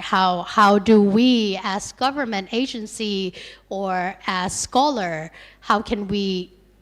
try to find a solution to political disinformation and misinformation, right? And there are also many other forms of political manipulation beyond what I just showed you guys, right? And what we are here in Thailand used to, like the outright disinformation and misinformation, right? For example, like in the US, there are efforts to manipulate election results by telling people to go to different polling booth, right? Like voting suppression in such manner that telling them the wrong information, entirely wrong information for people to show up, right? We haven't had that quite apparently in Thailand yet, but that might be coming, right? What about the AI, right? What about the GAN image? Let me check if I have example of that. No, I don't. But anyways, the AI generated videos or AI generated deepfakes, right? That make it even almost next to impossible to distinguish true fact and the disinformation and misinformation, right? So not only the outright obvious voting manipulation, but also something that we cannot even like imagine that this would be fake, right? And the last point that I want to wrap up is that speculations does not equate research, right? So I have shown you some of my research, but also some of my speculation, right? That will need to be further pursue as well in a form of research, right? We all speculate that fake news and disinformation is bad for electoral integrity, but insofar there has not been any full research that actually ties disinformation and misinformation into behavior changing type of measure like vote share. So this is probably something that scholars will in the long run need to pursue, right? So that's it for me for now. Thank you so much ค่ะครับโอเคครับ thank you very much นะครับขอบคุณอาจารย์สุรัชนีนะครับก็สนุกสนานนะครับนะก็ได้เห็น psychological นะของการแชร์โซเชียลมีเดียนะต่อไปนะครับพาร์ทเนอร์ของเรานะครับจากฟิลิปปินส์นะครับก็ มีเรื่องจากฟิลิปปินส์จะมาเล่าให้เราฟังเกี่ยวกับ Misinformation นะครับโอเคJiggy and Joabelle you would like Joabelle first right and you open the mic okay Hello. All right. Thank you. Of course, first of all, I'd like to thank the foundation and the university and its partners for providing us an opportunity to speak about this very critical and very crucial matter. I can only hope you can learn from our experience, so as you and other voters of Thailand wouldn't be manipulated by disinformation. Next slide, please. Okay, sorry. Yeah. So I'd like to just, bring you back to what happened to the Philippines during the 2022 presidential elections. Basically, international and domestic researchers, academics, and observers believed that it was actually disinformation that shaped and determined the results of the elections. Now, I just want to repeat that it was disinformation that shaped and determined the results of the elections. Now, the lies, the network of lies, the ecosystem of lies, basically spread through the structure and network, the structure of network disinformation captivated and captured the Filipino voters. So what is happening in the Philippines right now? So far we are seeing a 14-year, the highest inflation rate for the past 14 years. In fact, onion has become a symbol of inflation in the Philippines. A kilo of onion in the Philippines is actually not almost, but a little over 500 baht. That's how expensive things are in the Philippines. No? The national debt is at 13.5 trillion, highest it has ever been. And in public health experts, institutions, and organizations across the globe are saying that Philippines had one of the worst management and handling of the COVID-19 pandemic. And yet, despite that, the previous administration, who basically handled the pandemic and had a balloon debt, national debt, basically left office with 88% of the Filipino people approving of his performance. That is the highest ever in the history of public polling in the Philippines, the highest grade that a president got ever for the past 30 years. No? And the current administration right now, despite the inflation, is getting high approval ratings almost equal to the previous administration. And the reason is, why is this happening? The reason is very simple. No? It's disinformation. It's disinformation, networked disinformation, sophisticated disinformation. And, for us, it was the moment the 2022 presidential elections ended, it was clear to us that the number one problem of Philippine democracy is disinformation. We cannot have open conversations. We cannot have enriching debates because of disinformation. No? And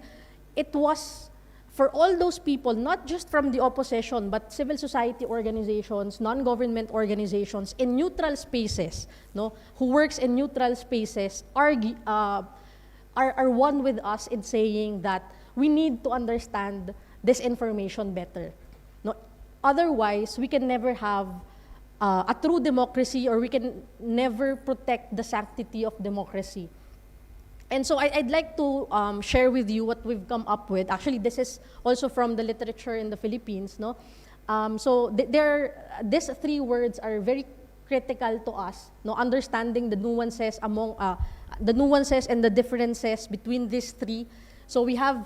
this is a Venn diagram. So the first circle here, the black one, is misinformation. On the left side, the green circle, there's malinformation, and in the middle, there's disinformation. So how does these three differ? So in misinformation, it's basically false information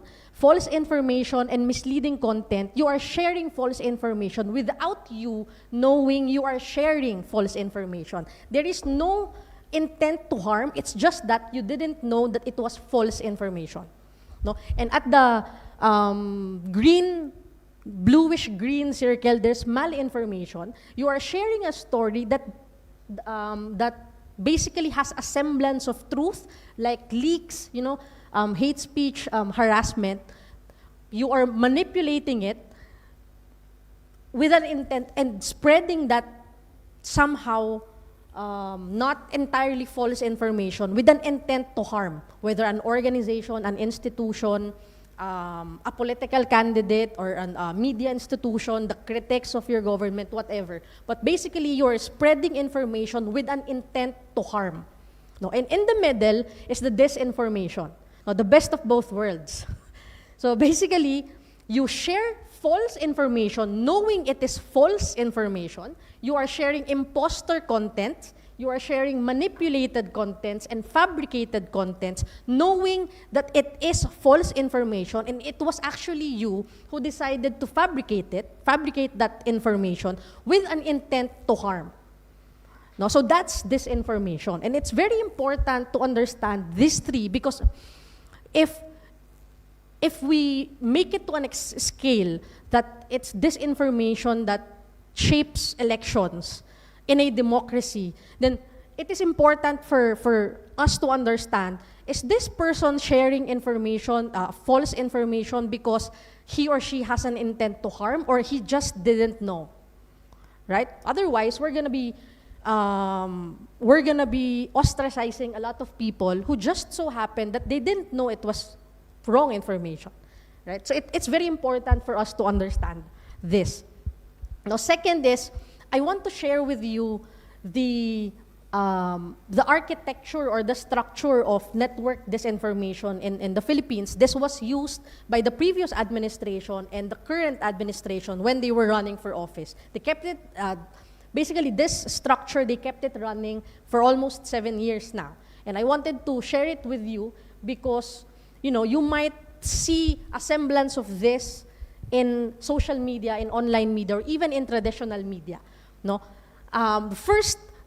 part, is the chief architects of network disinformation. So basically, this is the realm of the marketing specialists, the PR firms, the marketing, the communication experts, the brand experts. No, they create a brand, they create a narrative for a certain candidate. Like, for example, you are from I don't want to sound like I'm biased, but for example, you are a son of a former dictator of the Philippines, and you are trying to rebrand yourself as not the son of the dictator, right? So that's a different kind of expertise. Not everyone can do it, right? So it's the realm of the experts in communications. So at the second level is where the digital influencers come in. So this is where you use social media, use different influencers. Influencers could either be a chef in TikTok, a traveler who has a blog, a doctor, for example. It can be anyone from social media. And the most important, actually the smartest thing that they did is they gathered a lot of influencers and paid them. They actually cultivated their contents in order to encroach different neutral spaces that not all political activities or political groups can enter into. Like, for example,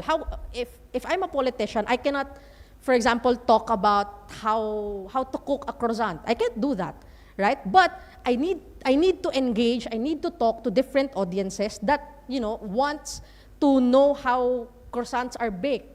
right? So what they did is they hired several influencers, anonymous influencers, and they hired key opinion leaders. So I think Jiggy will talk a little bit about the difference between influencers and key opinion leaders in social media. But basically, the digital influencers are the mouthpiece of the brand. So they create content, they produce different kinds of contents, memes, short-form videos, documentaries, even articles. They even create fake news sites that you'd visit only to know later on that it is a fake media organization. It's not, it's just a page, right? And then at the third layer is the community level account operators. And this is where it all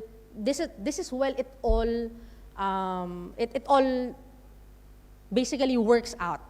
So you have a different sets of fake accounts. So you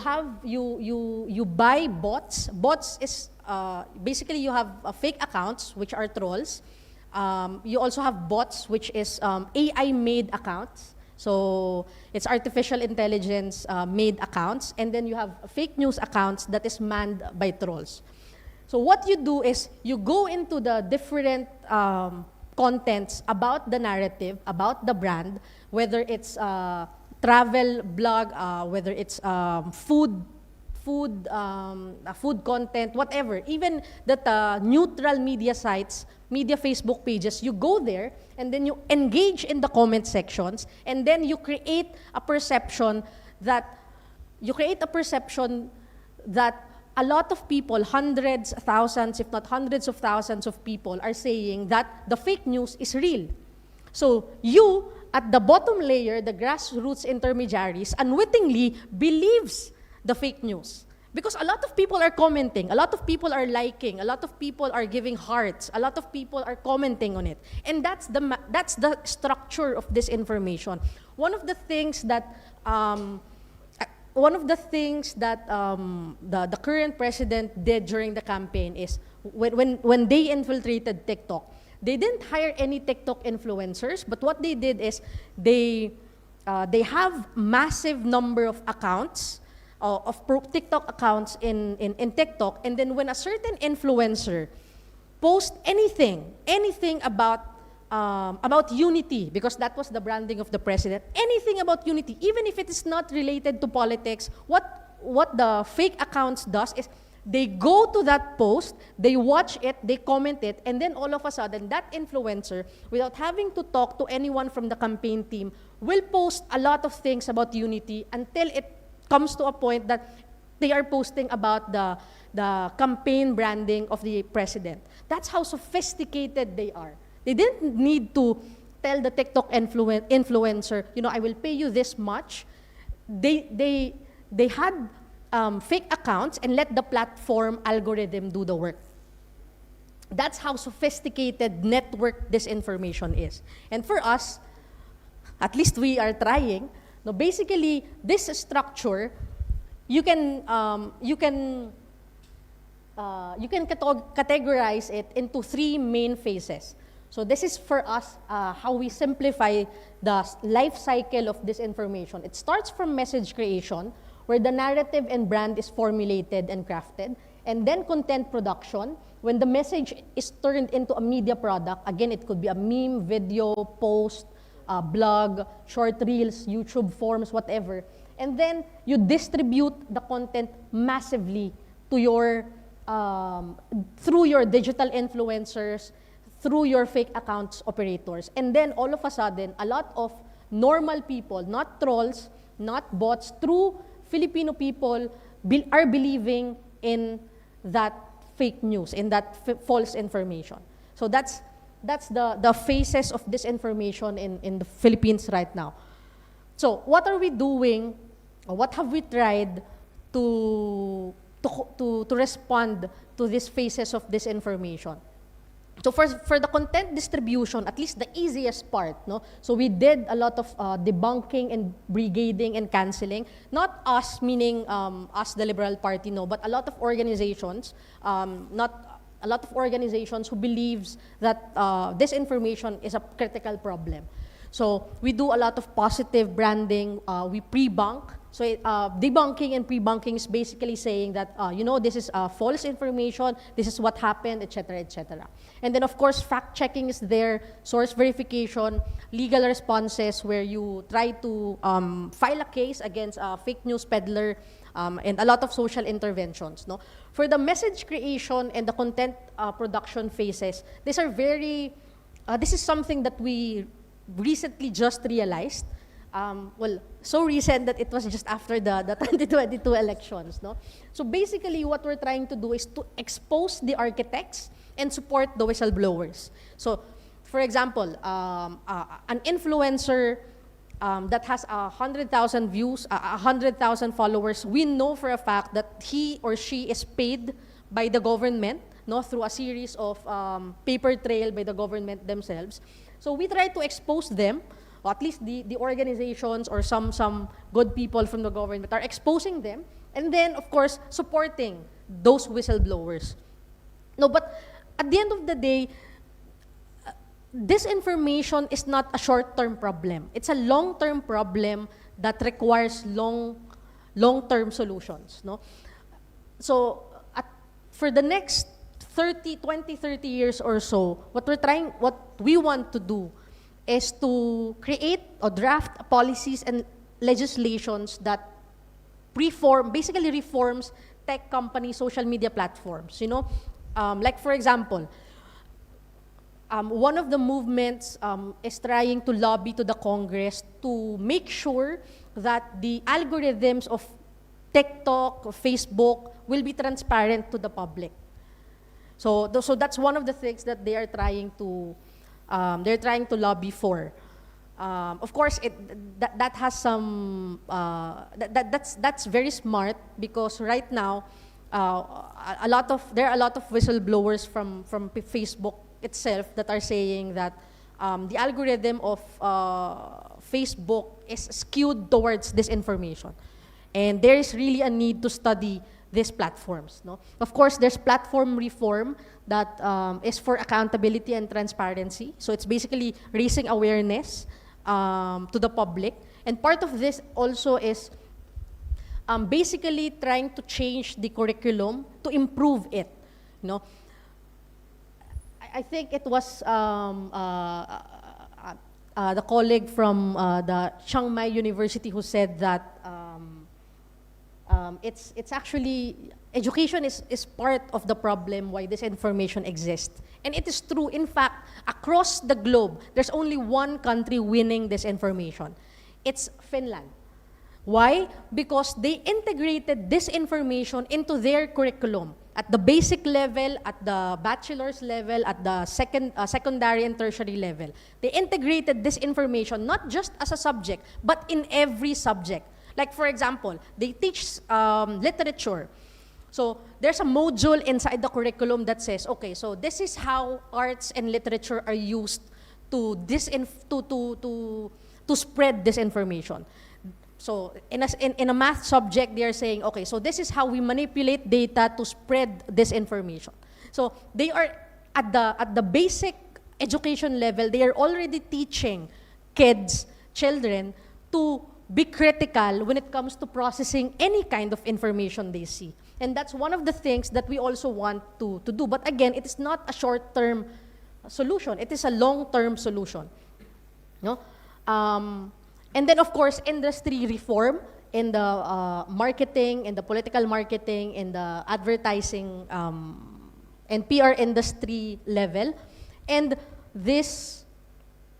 6 things, no, basically supporting local journalism. It is very important to support neutral media because they themselves do not know that they are also the ones suffering from disinformation. In fact, in order for a disinformation to be so sophisticated, the first thing that you need to do is to destroy the trust of the people to traditional media. You have to make people believe that media is so biased that you cannot believe them, so that they can only believe what is being spread on social media. So there's also a need, of course, to create new funding models for journalists, because right now, journalists, the business of journalism is in decline, because who will pay to, for example, what kind of company will pay to advertise on any newspaper, right? I mean, they would rather spend their money on SOCMED, social media. So newspapers are losing money that they cannot hire good journalists, right? And of course, there's a need, of course, to do a lot of media and information literacy campaigns. And there's a need to build an online knowledge resource base. So this means that at any point in time, the truth should always be accessible to the public. No? And then, of course, it is so important to build safe, democratic,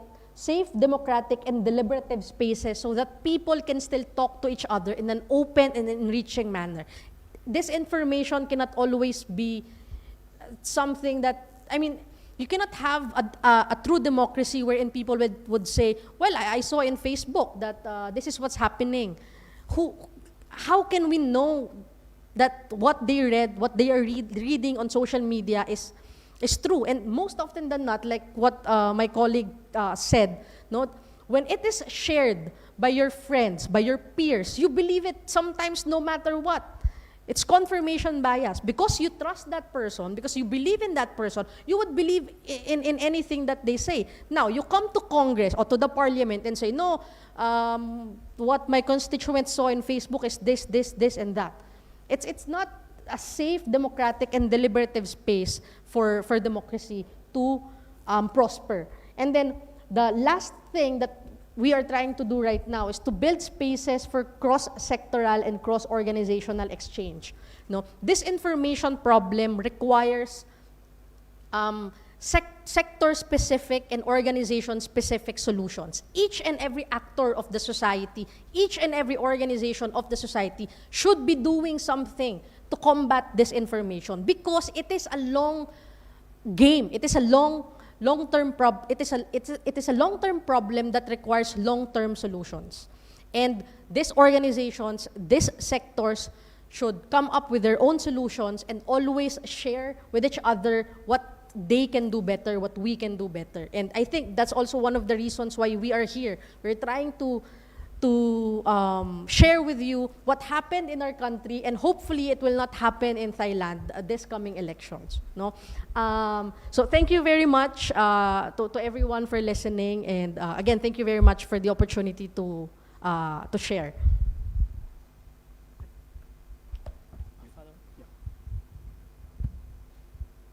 All right, thank you so much, Jobelle. I'm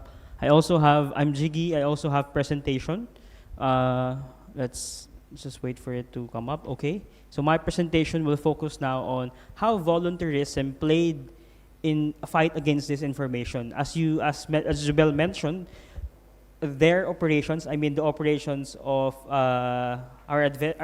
adversaries of democracy agents are well oiled. No, they funded. You have seen in the level of marketing firms up to the level of the third level of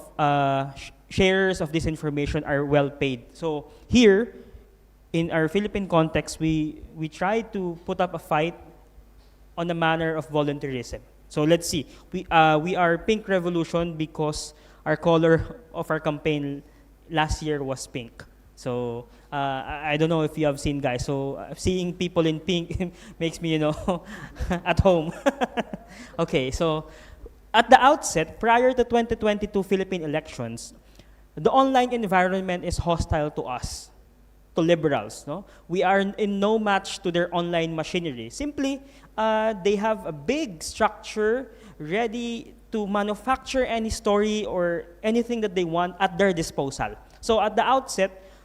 we are already at the disadvantage side because they have a big structure online that if they want to say that if they want to manufacture a story, they can just easily do it in a snap, as being shown by Jobelle a while ago. So, and it was confirmed, in fact, by a study, not by us, not by liberals, but by study, that she is the leader of the opposition, she is liberal, was the biggest disinformation victim in the Philippines. No? She was targeted to the point that her reputation has to be bad.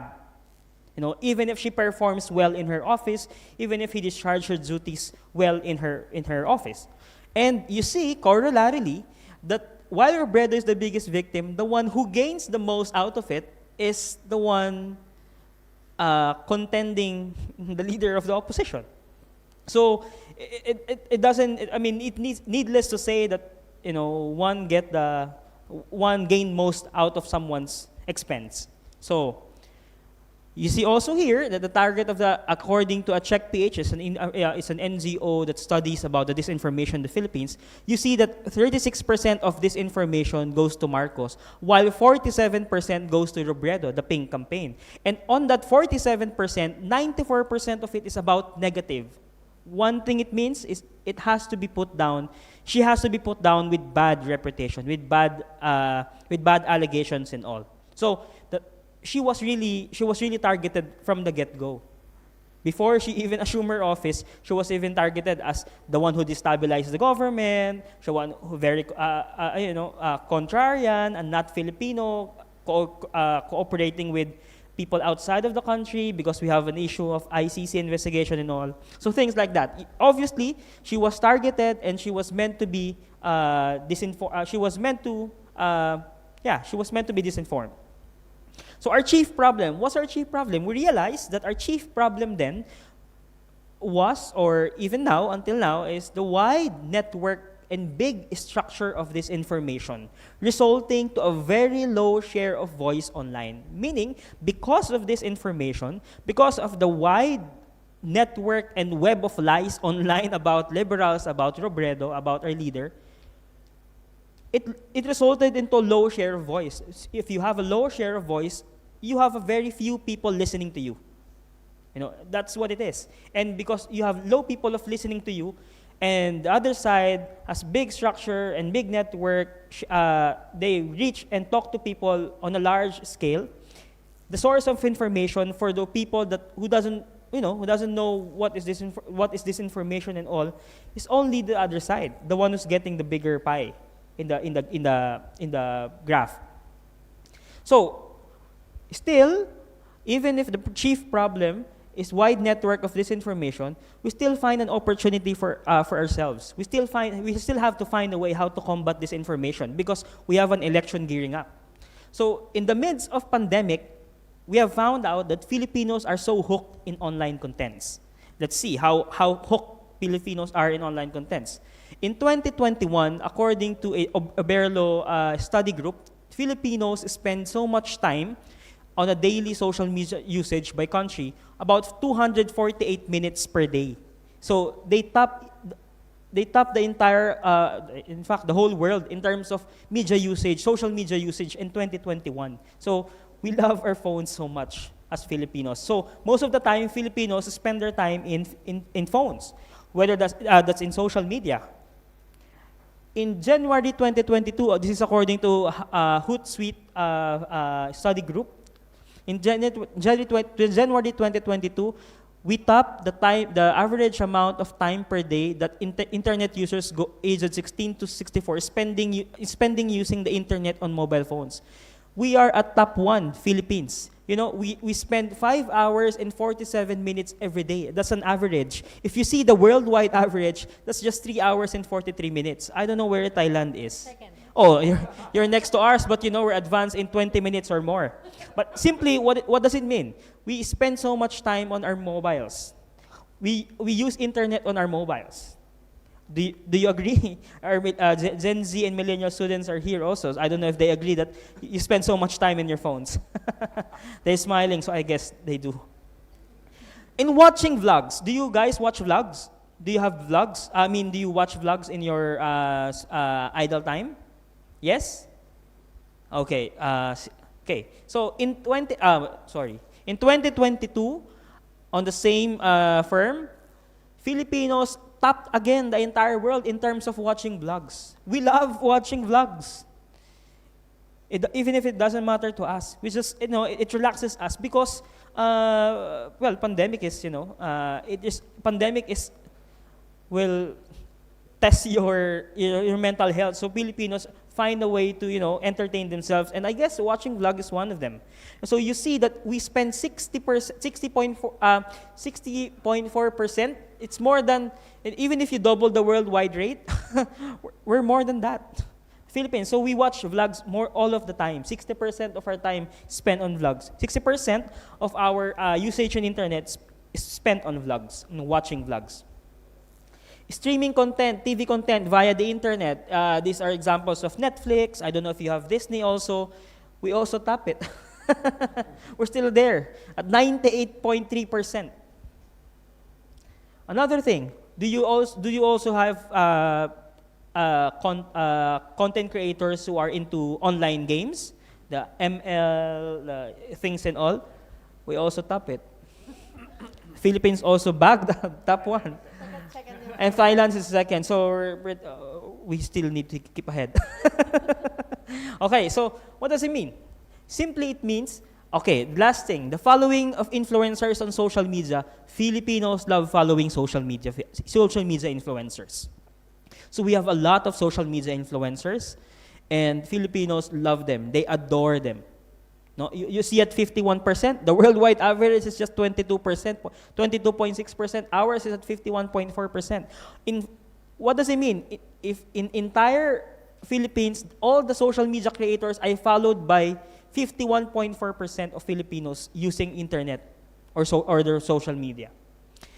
What does it mean? It means Filipinos are so hooked in online contents, they spend their day in internet, so you can only talk to them not in TV,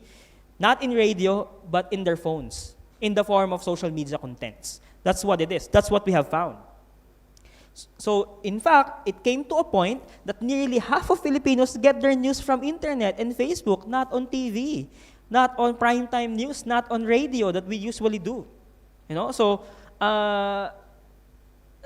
guess this is also the manifestation of a trend in decline of media trust. So what did we do? As a leader, as opposition, as members of the opposition then, we tapped the social media influencers, celebrities, key opinion leaders. Their first, influencers are social media influencers who have huge following and produce daily content. KOL is like the same, but they're kind of different. It means key opinion leaders because they're authority to something. For instance, a chef talking about contents in cooking, baking, and etc. Because he or she has an authority about cooking or baking, he is key opinion leader. So he has an opinion about it. He has an authoritative opinion about it. He or she has an opinion. So that's what it differs from influencers. So what we did, we tapped the social media influencers, the content creators, the celebrities, and KOLs to reach a wider set of audience. So since we cannot defeat the structure at the current moment, what we did was to turn things around and tap these social media influencers because they have huge following, they have wider set of audience, and in order to talk to people that we have not talked to and we didn't used to talk to, we tap them and we ask them to be our volunteers in our campaign. So Pink gains audience online. We have now a bigger set of audience than the usual, but still meager as opposed to our adversaries. So you see more celebrities, musicians, artists, influencers express their support for Robredo run. Celebrities rally behind Robredo as she launches presidential bid. These are all influencers and celebrities and social media. I cannot put it all. It's around 400 celebrities in all. But essentially, they paint the online pink during the day that she announces her presidential bid. So that's how powerful, that's how effective what we did, I guess. So these are the samples of their posts, and these are the samples of celebrities that we tapped. All of them are purely voluntary. We paid no cash or anything. We just give them an idea that you want a better country, join us. If you want to put up a democracy better and truer form, join us. And then we mobilize as volunteer all social media influencers from micro to large influencers, KOLs, celebrities, all pink content creators to one task, to echo the campaign message. That's their task, just to echo the campaign, help us get the message across, help us communicate things that we want to communicate to people that we have not used to talk to. They were our medium to, one, explain in simplest terms the Pink's platform of government. What do we want to aspire? What do we want to achieve in electing Robredo or Pink in government? We allow them to be our medium. We also use them to expand the call for volunteers. And you see, we have seen a groundswell of volunteers across the nation, to a point that volunteers of ours are doing house-to-house campaigning. You know, they knock on doors and campaigning, hello, please vote my candidate, Dipstinda, we can talk about this. They did this online for a month without even, you know, with no usual politics there, that, you know, transactions of paying someone and did this. And we use also them to counter this information head on. They themselves were our parrots. If the other, you know, if the Marcos group were using influencers to be their mouthpiece, we also have that. This time, countering disinformation. Yes, the network of disinformation is way advanced. Their megaphones are gigantic, you know, and their operations are well-oiled versus ours, which is purely voluntary. And the reason, I guess, is, you know, that we lost the election, yet we see that we have understand the problem better, and I guess we have concluded that the biggest enemy of democracy is the information, and the challenge to break it down is a sacrosanct duty of every agents of democracy. In Filipino, tuloy ang laban means the fight continues. Thank you so much for inviting us. Okay, thank you very much, Jiggy and Jobelle. นะครับก็ขอบคุณทั้งสองท่านนะครับนะก็ได้พูดถึงเรื่องของข้อมูลข่าวสารที่ไม่จริงนะฮะบางเรื่องก็ตั้งใจบ้างไม่ตั้งใจบ้างนะครับนะแล้วก็ตอนหลังวันนี้คุณจิกกี้ก็แสดงให้เห็นว่าก็มีการเคาน์เตอร์นะโดยการใช้ยุทธศาสตร์คล้ายๆกันนะแต่ก็เป็นเรื่องของ voluntary นะครับก็คือเป็นอาสาสมัครนั่นเองในการที่จะต่อต้านนะฮะหรือว่าเขาเรียกอะไรต่อกรกับข่าวปลอมนะครับก็ผมก็ขออนุญาตนะครับเข้าสู่ช่วงที่2นะครับก็ยังมีเวลาเหลืออยู่นะครับก็จะสอบถามนะครับนะอาจารย์2ท่านนะครับอาจารย์กมลพรกับอาจารย์สุรัชนีนะครับว่าจากงานที่อาจารย์ได้ไปสำรวจมาเนี่ยนะครับนะก็เป็นเรื่องของข่าวปลอม fake news misinformation ต่างๆเนี่ยนะครับของฟิลิปปินส์เขาเลือกตั้งกันไปแล้วในปีที่แล้วนะครับนะของเราก็จะเลือกในอนาคตอันใกล้นี้นะครับก็คงจะไม่เกิน 2-3 เดือนที่จะถึงนะครับก็จะขอสอบถามว่าข่าวปลอมเนี่ยนะฮะหรือ misinformation ต่างๆโดยตั้งใจหรือไม่ตั้งใจเนี่ยมันจะมีผลถึงขั้นเปลี่ยนผลการเลือกตั้งได้เหมือนในฟิลิปปินส์เลยไหมฮะในประเทศไทยจากที่เราดูมาเนี่ยครับ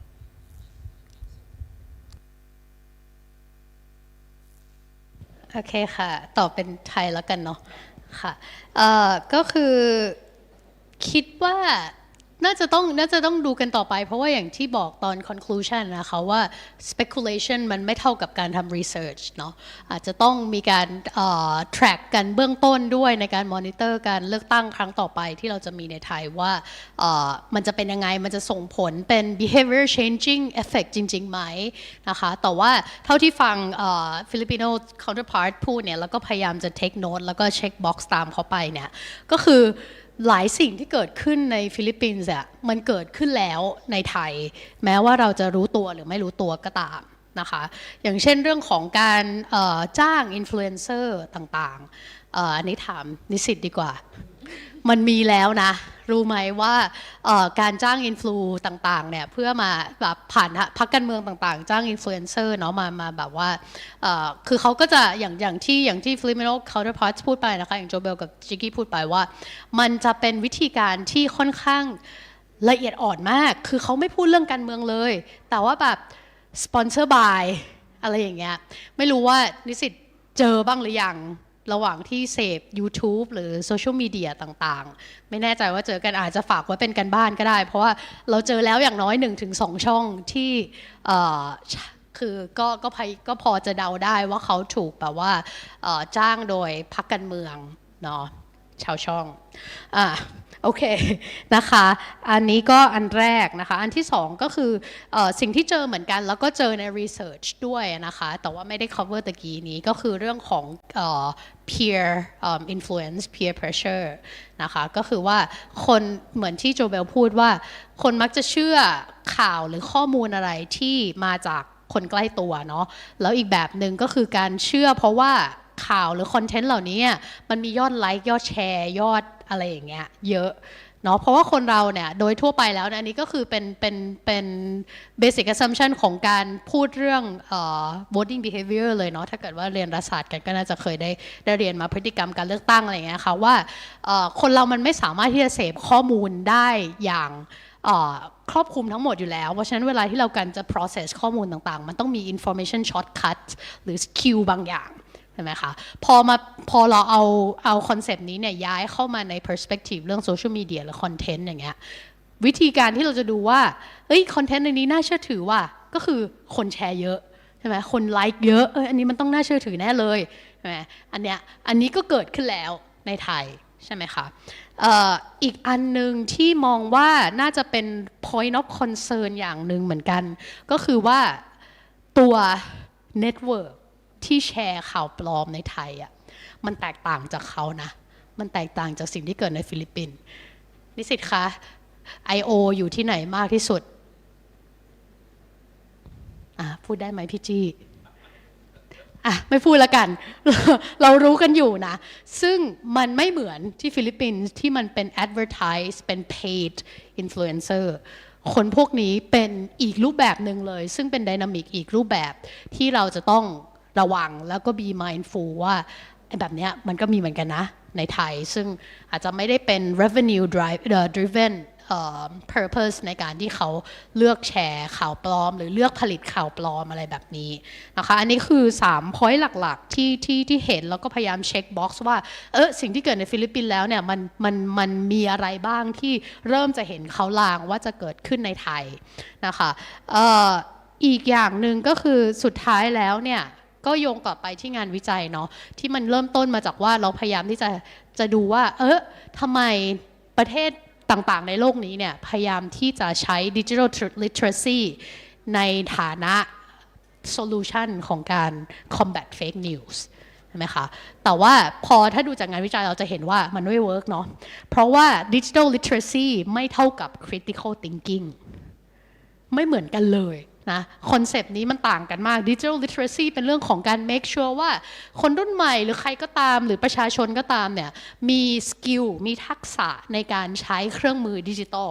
อยู่ใช้โซเชียลมีเดียเป็นไหมอยู่ใช้มือถือเป็นไหมอยู่ใช้คอมพิวเตอร์เป็นไหมใช้ได้อย่างมีประสิทธิภาพไหมแต่มันคนละเรื่องกับการคิดวิเคราะห์แยกแยะเลยเพราะฉะนั้นอาจจะสอดคล้องไปกับที่Filipino counterpart เขาเล่าให้ฟังเรื่องของฟินแลนด์นะคะอันนั้นเป็นเรื่อง critical thinking เนาะเป็นเรื่องการที่จะ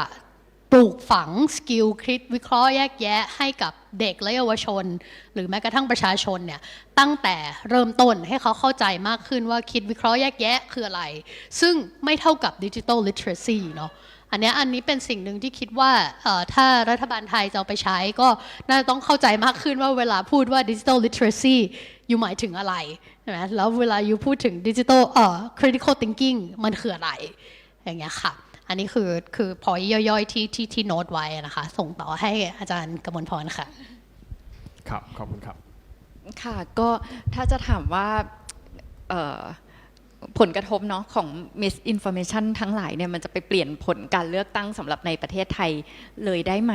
คือจริงๆในประเทศไทยบริบทอาจจะไม่เหมือนกับประเทศฟิลิปปินส์เพราะว่าจริงๆอย่างที่ฟังไปอะค่ะของประเทศฟิลิปปินส์เนี่ยเมื่อมีข่าวลวงข่าวปลอมหรือการให้ข้อมูลที่บิดเบือนใดๆเนี่ยคนที่จะเชื่อเนี่ยจะเป็น grassroots people ใช่ไหมคะจะเป็นคือเรียกง่ายๆก็จะอาจจะเป็นรากหญ้าซึ่งประชากรกลุ่มนี้คือเยอะมากแล้วมันก็จะส่งผลกับการชนะการเลือกตั้งได้นะคะซึ่งมันก็ต้องหันกลับมาดูในประเทศไทยว่าบริบทของเราเนี่ยมันจะเหมือนทางฟิลิปปินส์มากน้อยแค่ไหนนะคะซึ่งจริงๆอย่างในประเทศไทยอะค่ะการแชร์ข้อมูลข่าวสารหรือข้อมูลที่บิดเบือนเนี่ยมันก็มีให้เห็นอยู่แล้วนะคะเพียงแต่ว่ามันอย่างสมมติแชร์ไปทาง Facebook อย่างเงี้ยค่ะมันก็จะเป็นกลุ่มคนที่มีความคิดเห็นเหมือนกันก็จะแชร์กันไปเรื่อยๆแล้วพอเราสังเกตเห็นว่าพอแชร์กันไปเรื่อยๆมันจะมีคอมเมนต์ที่อยู่ข้างใต้แล้วคอมเมนต์ที่อยู่ข้างใต้เนี่ยบางทีก็ให้ข้อมูลอะไรซึ่งเราก็ไม่รู้จริงเท็จแค่ไหนแต่ถ้าคนเชื่อในความคิดเดียวกันเนี่ยเขียนอะไรไปนิดนึงอ่ะมันก็จะเชื่อคือ ต่อให้มันเป็นข้อมูลปลอมก็ตามนะคะแล้วยิ่งถ้าเป็นกลุ่มคนที่เปลี่ยนขั้วได้ง่ายหรือว่าเป็นกลุ่มคนที่อาจจะสมมติไม่มีอะไรอยู่ในใจอะแต่ถ้ามีข้อมูลอะไรบางอย่างที่มันไปกระทบกับความเชื่อของเขาแล้วยิ่งเข้าไปอ่านในสื่อเหล่านี้มากขึ้นเรื่อยๆก็อาจจะเชื่อแล้วมันก็อาจจะเปลี่ยนผลการเลือกตั้งไปได้นะคะแล้วก็จริงๆอาจจะลองดูเวลาเราค้น Facebook อะถ้าเราค้นอะไรเดี๋ยวมันก็จะออกอย่างนั้นมาเรื่อยๆเรื่อยๆแล้วมันก็จะขึ้นมาฟีดหน้าแรกอะที่มันเป็นไปตามความเชื่อของเราอะเข้าใจว่ามันน่าจะเป็นอัลกอริทึมของตัวสื่อต่างๆเหล่านี้เองที่มันกระทบอะค่ะเพราะฉะนั้นจริงๆสิ่งที่สำคัญเนี่ยมันอาจจะต้องอยู่ที่การสร้างความตระหนักรู้เนาะให้กับประชาชนให้กับสาธารณะมากขึ้นนะคะว่าจะรู้ได้ยังไงว่าไหนเป็นข่าวปลอมอันไหนเป็นข่าวจริงอันไหนเป็นข้อมูลที่บิดเบือนนะคะแล้วค่อยมาว่ากันว่าสิ่งเหล่านั้นเนี่ยมันจะไปกระทบกับผลการเลือกตั้งมากน้อยแค่ไหนค่ะครับก็ขอบคุณอาจารย์มากครับก็พูดถึงเรื่อง Digital Literacy นี่ผมก็นึกถึงตอนนี้เป็นข่าวกันในปัจจุบันเนี่ยแอปดูดเงินอะไรต่างๆเหล่านี้นะครับก็ มาจากการที่เราไปกดลิงก์อะไรก็ไม่รู้นะแล้วบางทีมันก็ขึ้น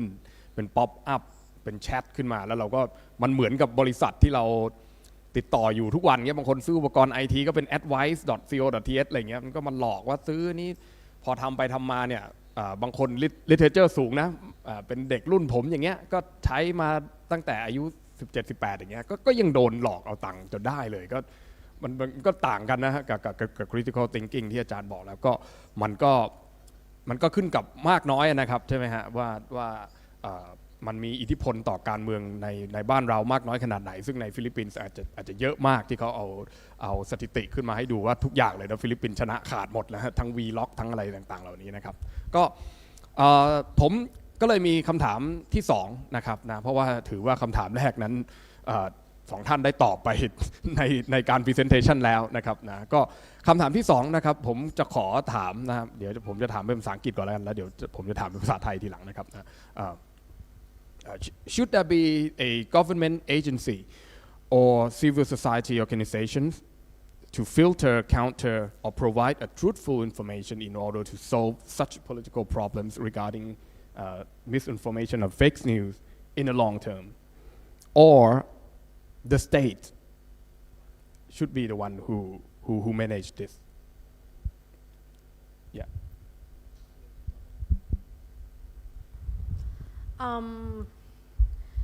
I think I 100% disagree that it should be the state, so I'm not gonna say that as my answer. Because everyone who wants to influence anyone or who wants to have power has the incentive to use this information. So why would you give the state, an all-powerful entity, another power to use this information or to say what is true and what is not true, right? I think it shouldn't be just one government agency or just one civil society organization. I think it is the role of each and every citizen to be vigilant, to be critical, to be analytical, because at the end of the day, anything that happens in the political world, right, affects each and every one of us, right? Even, for example, so it should be the duty of each citizen to understand what is false and to not share what is false and to be critical of any information that is thrown his or her way, right? But I would say that the Ministry of Education, or in our case, it's the Department of Education, should do something in order to ensure that the critical and analytical thinking level of its young people, and of its young people, should be taken care of, right? So they will grow up to be critical thinkers who don't believe anything that they see online or anything that they hear offline. So yeah. I'd also like to add that disinformation is not just a political problem, it's also a communication problem. So having said that, I see that everyone has to be, following Jobelle's answer, I fully agree with her answer that number one, government shouldn't be the one who say what's not true and what is true. No, it's not their job. Their job is to protect freedom of expression, freedom of information. But since this is a communication problem, it behooves everyone, every sector, every individual to join in answering, in giving solutions to that communication problem. Because the disinformation is about who has a larger voice in society. That's essentially the point of disinformation. And you have an intention and bad intention and all comes in because you have a large share, you have essentially a megaphone. How to ensure that everyone has their megaphones, I guess, which following Jobelle's answer is making and ensuring that every citizens, every sectors are playing their roles to ensure that everyone has an equal access of opportunity of these microphones. And I guess that's the right approach, or I'd say liberal approach to do it, equalize the access so everyone would not have monopoly of megaphones on their own. Thank you นะครับก็ขอบคุณนะครับทั้งสองท่านก็ไม่ได้บอกว่าควรจะต้องมีนะฮะก็แจ้งเรียนให้ทราบนิดนึงนะประเทศไทยเรามีศูนย์ต่อต้านข่าวปลอมนะครับนะ หรือว่า fake news center นะเรามี fake news center นะครับนะก็คำถามเดียวกันนะครับกับอาจารย์ก็คือเราควรที่จะมีหน่วยงานของรัฐหรือองค์กรภาคประชาสังคมใดๆที่จะต่อต้านเรื่องนี้ไหมนะครับหรือว่ารัฐเองนั้นควรที่จะต้องออกมาเล่นเองในรูปแบบของศูนย์ในรูปแบบของกระทรวงหรือรูปแบบอะไรต่างๆเหล่านี้นะครับ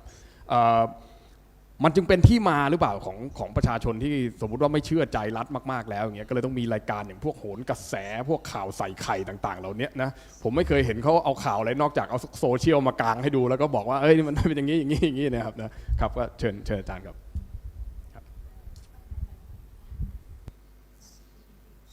จริงอย่างโหนกระแสนี้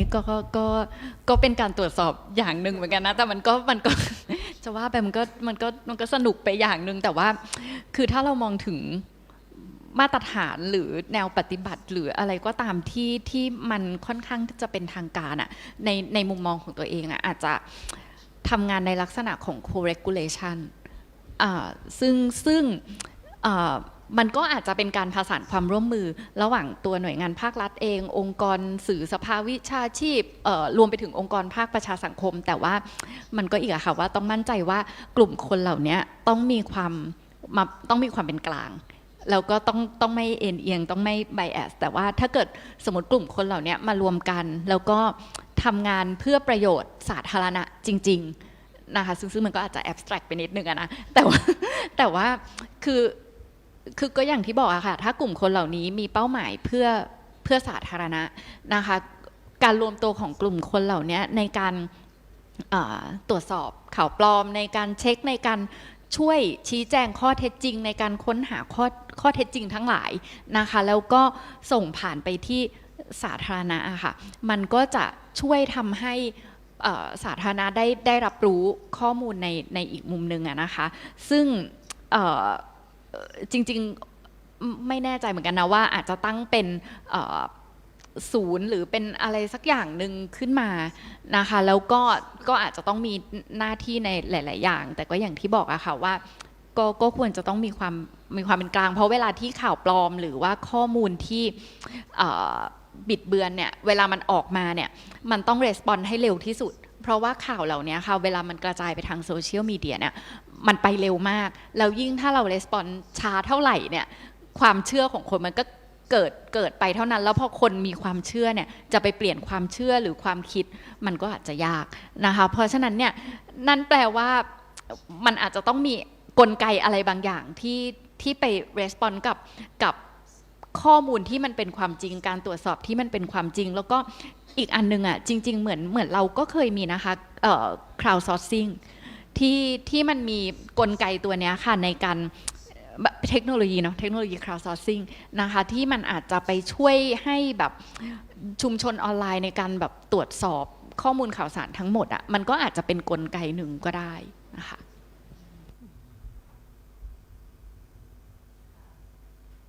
ค่ะไม่ทราบว่ามีใครเคยใช้งานศูนย์ anti fake news center ไหม มีใครเคยเข้าไปดูไหมว่าเขาพูดเรื่องอะไรกันเขา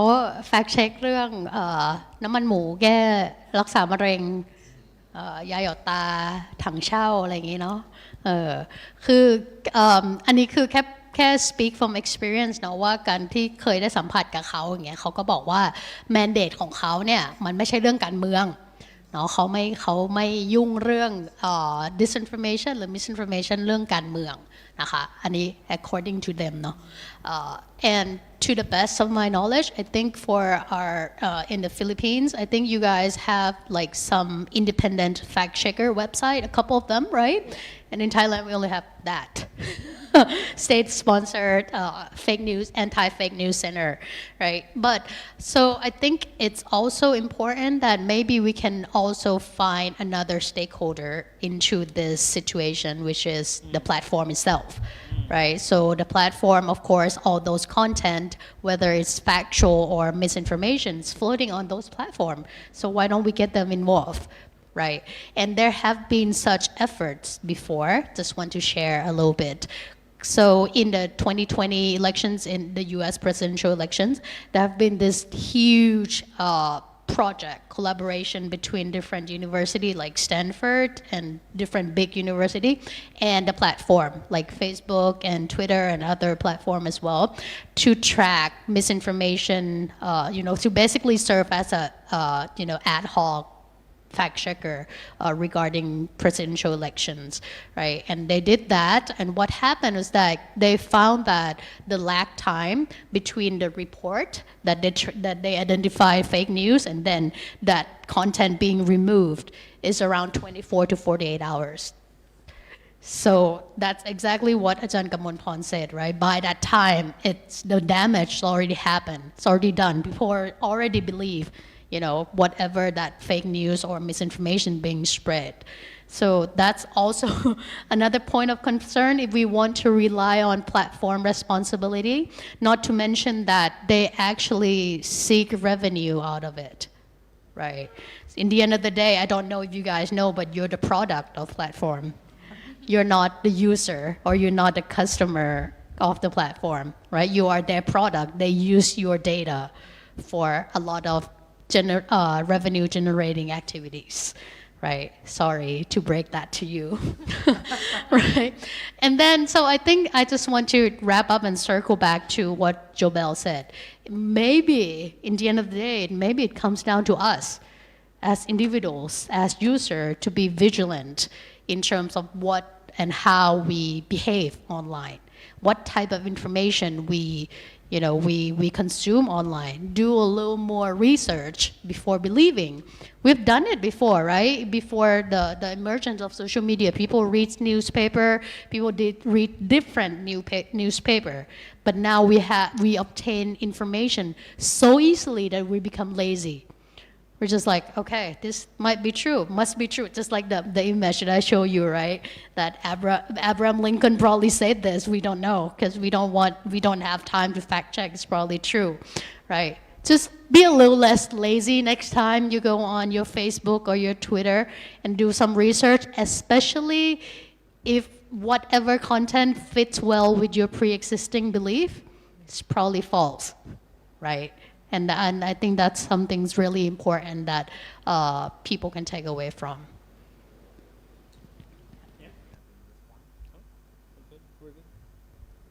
นะครับก็ขอบคุณนะครับผมสะดุ้ง2 ครั้งนะครั้งแรกก็คือที่บอกว่าฟิลิปปินส์เป็นอันดับ1นะใช้โซเชียลมีเดียแล้วอันดับที่2เป็นประเทศไทยนะผมดูโทรศัพท์อยู่พอดีผมสะดุ้งเลยนะครั้งที่2คือที่อาจารย์บอกว่าเราเป็น product นะครับของโซเชียลมีเดียนะครับนะก็ผมกำลังนั่งดูไลฟ์ของพวกเราอยู่นะเราก็เป็นโปรดักต์จริงๆนะครับนะก็ตอนนี้ท่าน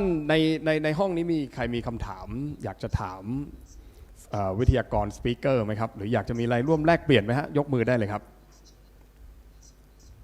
มีไหมฮะ มีนะครับเชิญข้างหน้าเลยก็ได้ครับหรือจะเอาไมค์ไปให้เอาไมค์ไปให้ดีกว่าขอเป็นตัวนู้นได้ไหมเพราะว่าครับเป็นไมค์รอ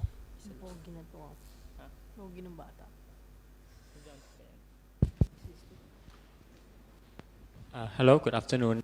My name is Wong Pan from Thai Online Media, the101.world. Thank you very much for your presentations, and I would like to ask two of you. I'm really interested in the about the Pink Revolution that run the volunteering to combat disinformation during the election. But I would like to know whether it is still active in this day after the election or not. Right. This is the first question, and the second one. I would like to know what are the role of media in combating this information, because as I know during the election there is a fact-checking alliance called Fact First PH. So I would like to know whether it is effective enough to combat this problem.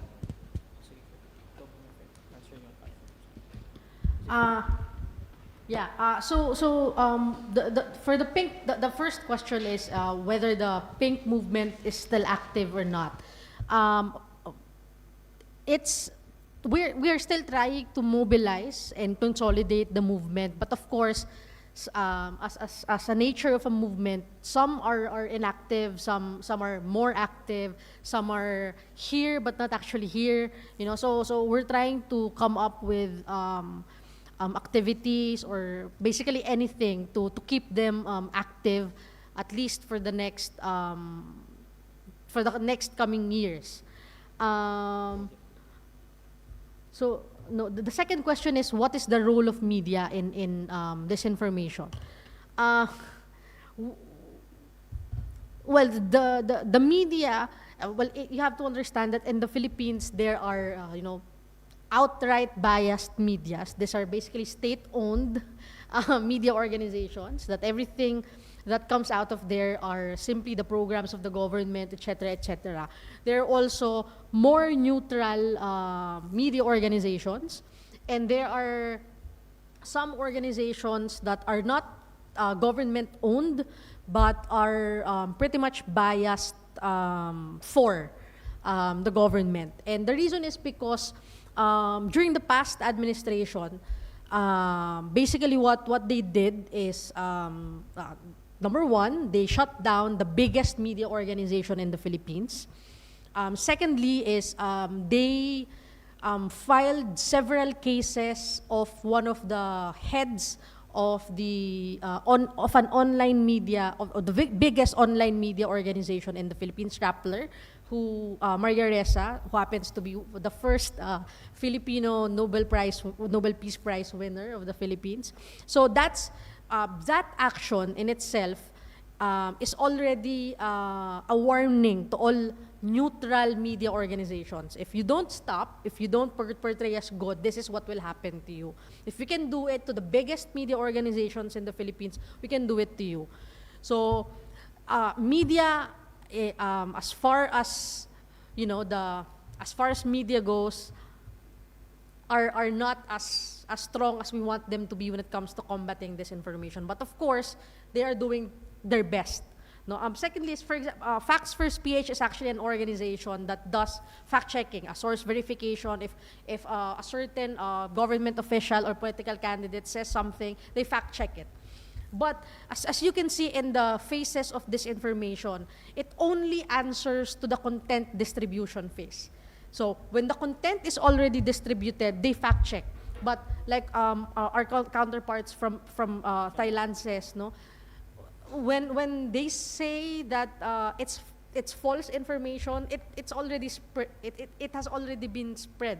all throughout all throughout social media. So it doesn't really do much in terms of solving the complex problem of disinformation. But of course, it is important that people do that. No, I'd just like to add, again, I guess I'd like to give some reasons why the Pink Revolution or the Pink movement kind of toned down a little bit. Because, as I've said, it was formed on a voluntary basis, meaning it was formed by volunteers. And there are certain limitations when you involve volunteers, because also they cannot spend their entire time and efforts to join with, to be active as they were, because first, the election has gone into results, and number two, we're still gathering up our strength into how can we prepare better, and this time with large set of volunteers coming into fray. I guess that's the reason. Reason why toned down is because volunteer-driven movements or revolutions has its own limitations, because volunteers cannot spend their own time all the time. ครับอาจารย์มีจะเสริมไหมฮะไม่มีครับ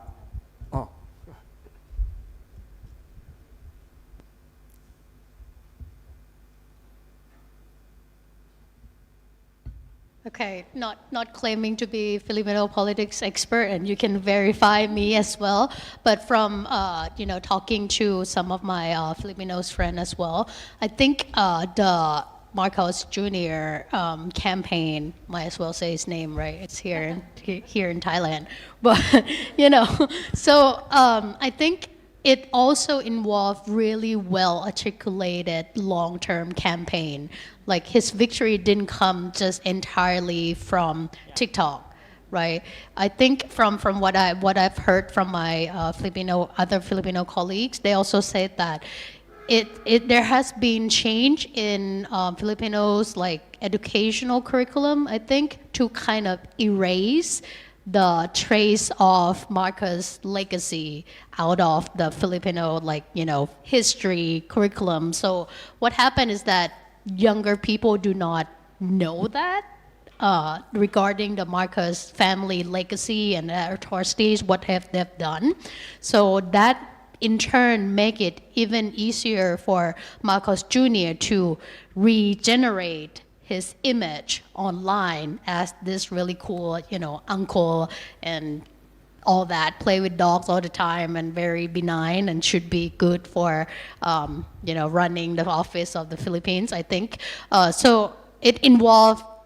other well-articulated layer of political manipulation as well, I feel like. So when we look at the role of social media,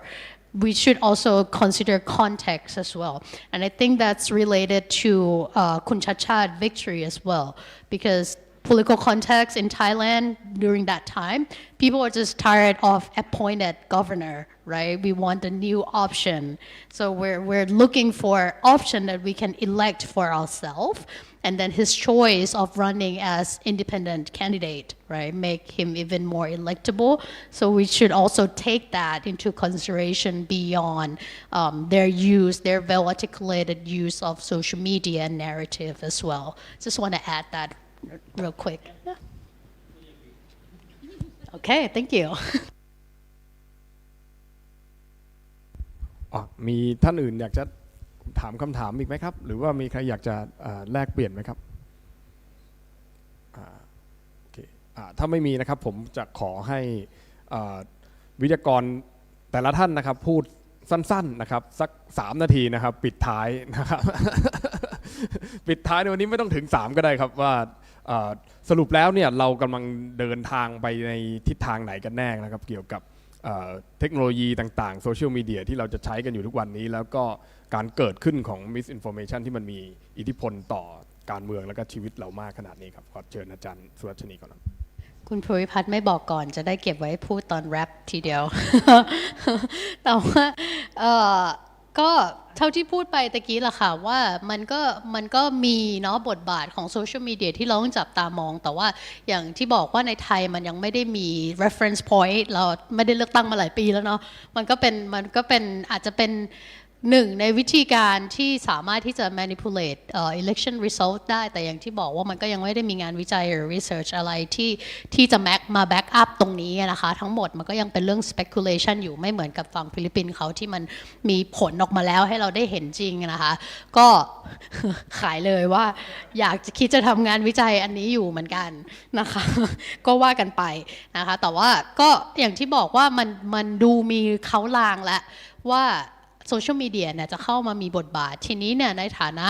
voters เนาะหรือ potential voters เนี่ยเราก็น่าจะต้องมา hopefully ว่าสิ่งที่เรามาคุยกันวันนี้เนี่ยน่าจะทำให้ทุกคนได้เข้าใจเพิ่มมากขึ้นว่าไอ้เขาลางที่ว่าเนี่ยมันมีอะไรบ้างแล้วเราจะเช็คลิสต์มันได้ยังไงแล้วเราจะสามารถที่จะป้องกันไม่ให้มันมาเกิดขึ้นกับเราใช่ไหมหรือว่าคนรอบๆตัวเราว่าเราจะทำยังไงให้เรามีภูมิคุ้มกันกับเฟกนิวส์ต่างๆมากขึ้นจริงๆไม่ใช่แค่เรื่องเฟกนิวส์เกี่ยวกับการเมืองอย่างเดียวในช่วงระยะเวลาการแคมเปญเนาะอาจจะเป็นเฟกนิวส์ในลักษณะอื่นๆด้วยไม่ว่าจะเป็นเรื่องของสุขภาพความปลอดภัยอะไรต่างๆแบบนี้ที่จริงๆโดยรอบแล้วเนี่ยเราก็ต้องระวังแล้วก็เข้าใจมันมากขึ้นโดยการพัฒนาสกิลการวิเคราะห์คิดวิเคราะห์แยกแยะของตัวเองให้มากขึ้นอย่างเงี้ยค่ะประมาณนี้นะคะอย่าเอาน้ำมันหมูไปหยอดตาเนาะanti fake news center กล่าวไว้นะคะค่ะขอบคุณค่ะครับเชิญอาจารย์กมลพรครับค่ะก็อย่างที่บอกไปแล้วนะคะว่ายุคหลอมรวมเทคโนโลยีการเข้ามาของสื่อใหม่เนี่ยเราหนีไม่พ้นยังไงเราก็หนีไม่พ้นแล้วก็จริงๆเราทุกเจเนอเรชันเลยมันไม่ใช่แค่แบบ Gen X Gen Y Gen Y Gen Z ที่จะสนใจเทคโนโลยีลองดูแบบ Baby Boomers แล้วก็รวมไปถึง Gen X อะก็พ่อแม่เราอะใช้ไลน์ใช้อะไรเยอะแยะมากมายเราหนีไม่พ้นเลยนะคะเพราะฉะนั้นเราก็จะหนีจากข่าวลวงข่าวปลอมหรือการให้ข้อมูลที่บิดเบือนไม่พ้นเช่นกันนะคะเพราะฉะนั้นเนี่ยใดๆก็ตามอ่ะจริงๆยังอยากให้ความสำคัญกับการสร้างความตระหนักรู้นะคะให้กับกลุ่มคนทุกกลุ่มซึ่งการสร้างความตระหนักรู้มันอาจจะเกิดขึ้นไม่ได้ภายในแบบวัน2วันอาทิตย์2อาทิตย์มันอาจจะต้องใช้เวลานะคะเพราะฉะนั้นมันอาจจะมีกลไกอื่นๆที่จะช่วยสร้างความตระหนักรู้ให้มันเร็วขึ้นนะคะอาจจะใช้สื่อต่างๆใดๆก็ตามอย่างฟิลิปปินส์ NGO เขาจะเข้มแข็งมากแต่ในบ้านเราเนี่ย NGO อาจจะไม่แข็งแรงเท่านะคะก็อาจจะต้องกลับมาคิดค่ะว่าทำยังไงจะสร้างความตระหนักรู้ทำยังไงที่จะให้กลุ่มคนต่างๆอะค่ะหรือว่าสาธารณะเนี่ยร่วมกันตรวจสอบข้อเท็จจริงการให้ข้อมูลข่าวสารที่ถูกต้องแล้วก็รอบด้านมากขึ้นแล้วก็มันก็อาจจะเป็นกลไกหนึ่งแล้วก็อาจจะเป็นตัวช่วยที่ทำให้การเลือกตั้งมันสมบูรณ์แบบมากขึ้นค่ะโอเคครับขอบคุณครับ you and concluding remarks a little bit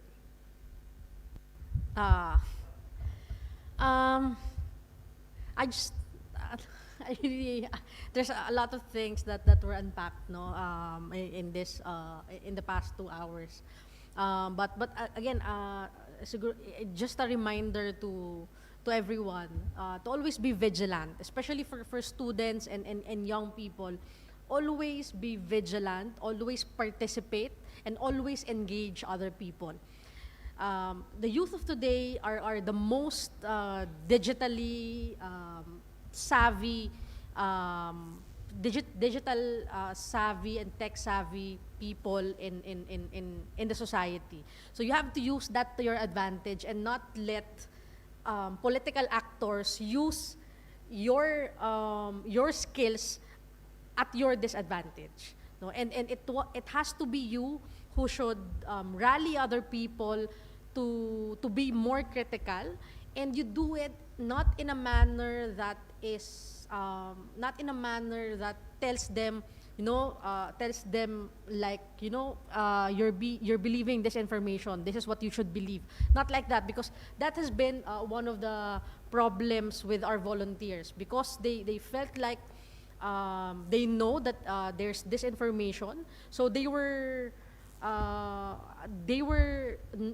cannot engage with other people who are being duped with this information. So as young people, as students, especially as students of a field that is very critical and analytical, you have to be the ones who should take the lead, especially in this coming elections in Thailand. And again, disinformation is a very complex problem that requires long-term solutions, and it requires each and every one of us to step up, go out of our echo chamber, online and offline, and just continue to build relationships and open conversations with other people about politics and other things. No, and I guess that's it. Thank you very much. When we were invited here by Mary, okay, can you talk about your Philippine experience in disinformation? Okay, Mary, probably we could share how not to win an election.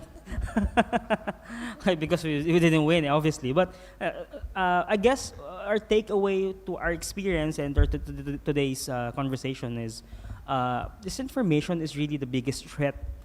to our way of living, to our democracy, to our institutions, to our systems. And if we allow this information to, how do you say it, prosper and domesticate us, it will dilute discourse, open debates, enriching debates. And if there's no debate or discourse, there's no democracy. Maybe it will come to a point that you will have no access to your social media. And have you imagined that? Because of this information that you allowed, because of information lingering online, it came to a point that you have no access anymore to it. I mean, it's just a possibility, but what I'm saying is, it's still the one under attack here. Probably you might not feel it personally, but you have to feel it for your institutions, for your country, for your democracy, or however you call it, or whatever the form of it is. So I'm just saying that you have to take claim back the information, the infodemic, the flow of information in the society, and just simply equalize the access to megaphones to microphones, because if there's no such thing, if one dominates the share of information online or in the society, there's no debate and there's no discourse. And in doing that, I really believe that we have to zero in on the side of the user. Meaning, what I'm trying to say is, when you strategize things to counter this information, you consider the media diet of a user, his or her social media diet, when he or she is active, when he or she is present, what his or her patterns, online characters, what does she do, what does he or she adds what does she or he adds into Lazada or buy into Shopee and everything. I mean, you have to study the social media diet of an individual, of users, or basically our online people, to know and to really counter it at the grassroots, at online grassroots level. I guess if that makes sense, I guess that's what I wanna try say. Okay, thank you very much นะครับครับก็ขอบคุณนะครับทุกท่านมากนะครับก็ผมก็ขออนุญาตประชาสัมพันธ์นะครับงานของเราอีก2ครั้งนะครับคือในวันพฤหัสที่9กุมภาพันธ์นะครับก็จะเป็นการสนทนาว่าด้วยการใช้นวัตกรรมเทคโนโลยีกับการเลือกตั้งนะครับก็วิทยากรก็จะมีดร.สติธร ธนานิธิโชติคุณยิ่งชีพอัชชานนท์นะครับอาจารย์เอกวีมีสุขนะครับดำเนินรายการโดยคุณขวัญข้าวนะครับและวันศุกร์นะครับที่17กุมภาพันธ์นะครับ2566ก็จะเป็นการสนทนาว่าด้วยจับตาสถานการณ์เลือกตั้ง66นะครับวิทยากรจะมีรองศาสตราจารย์ดร.ประจักษ์ก้องกิรตินะครับผู้ช่วยศาสตราจารย์ดร.ตรินไอยรานะครับแล้วก็รองศาสตราจารย์ดร.ธนพันธ์ไล่ประกอบทรัพย์นะครับและดำเนินรายการโดยดร.ชายชัยชิดนะครับก็ท่านใดสนใจนะครับก็สามารถติดตามได้นะครับทั้งที่คณะรัฐศาสตร์มหาวิทยาลัยธรรมศาสตร์แห่งนี้และก็ทาง Facebook Live นะครับทั้ง2เพจของเราที่กำลังไลฟ์อยู่ในวันนี้นะครับก็วันนี้ก็ต้องขอบพระคุณผู้เข้าร่วมนะครับการสนทนาทุกคนในวันนี้แล้วก็วิทยากรทั้ง4ท่านนะครับอาจารย์กมลพรอาจารย์สุรัชนีJobelle and Jiggy นะครับthank you very much and I will see you again next time นะครับขอบคุณมากครับเจอกันใหม่ครับสวัสดีครับ